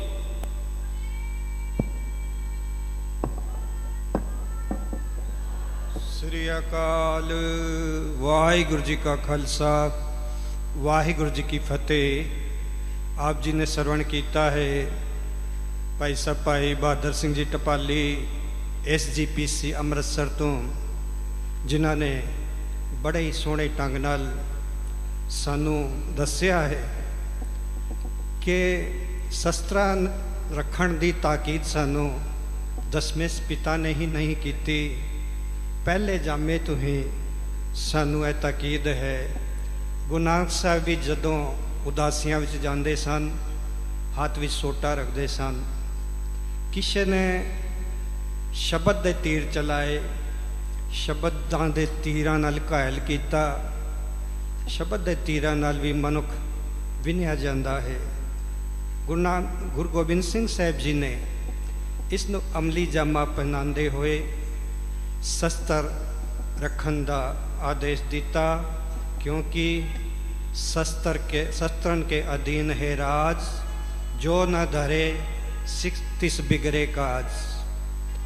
हुण साडे कोल ढाडी जत्था आया है, दरवेश पिंड वाली बीबियां दा ढाडी जत्था फगवाड़ा जिला जलंधर पंजाब तो, जो आप जी नूं 1.5 घंटे तक ढाडी प्रसंग चढ़दी कला दे प्रसंग सुनाणगे। भाई साहब भाई बहादुर सिंह जी, वाहिगुरू जी किरपा करन, इन्हां नूं होर भी चढ़दी कला बख्शण, इस तरह अस्थानां नाल जुड़े रहन ते वाहिगुरू जी बख्शिश करन।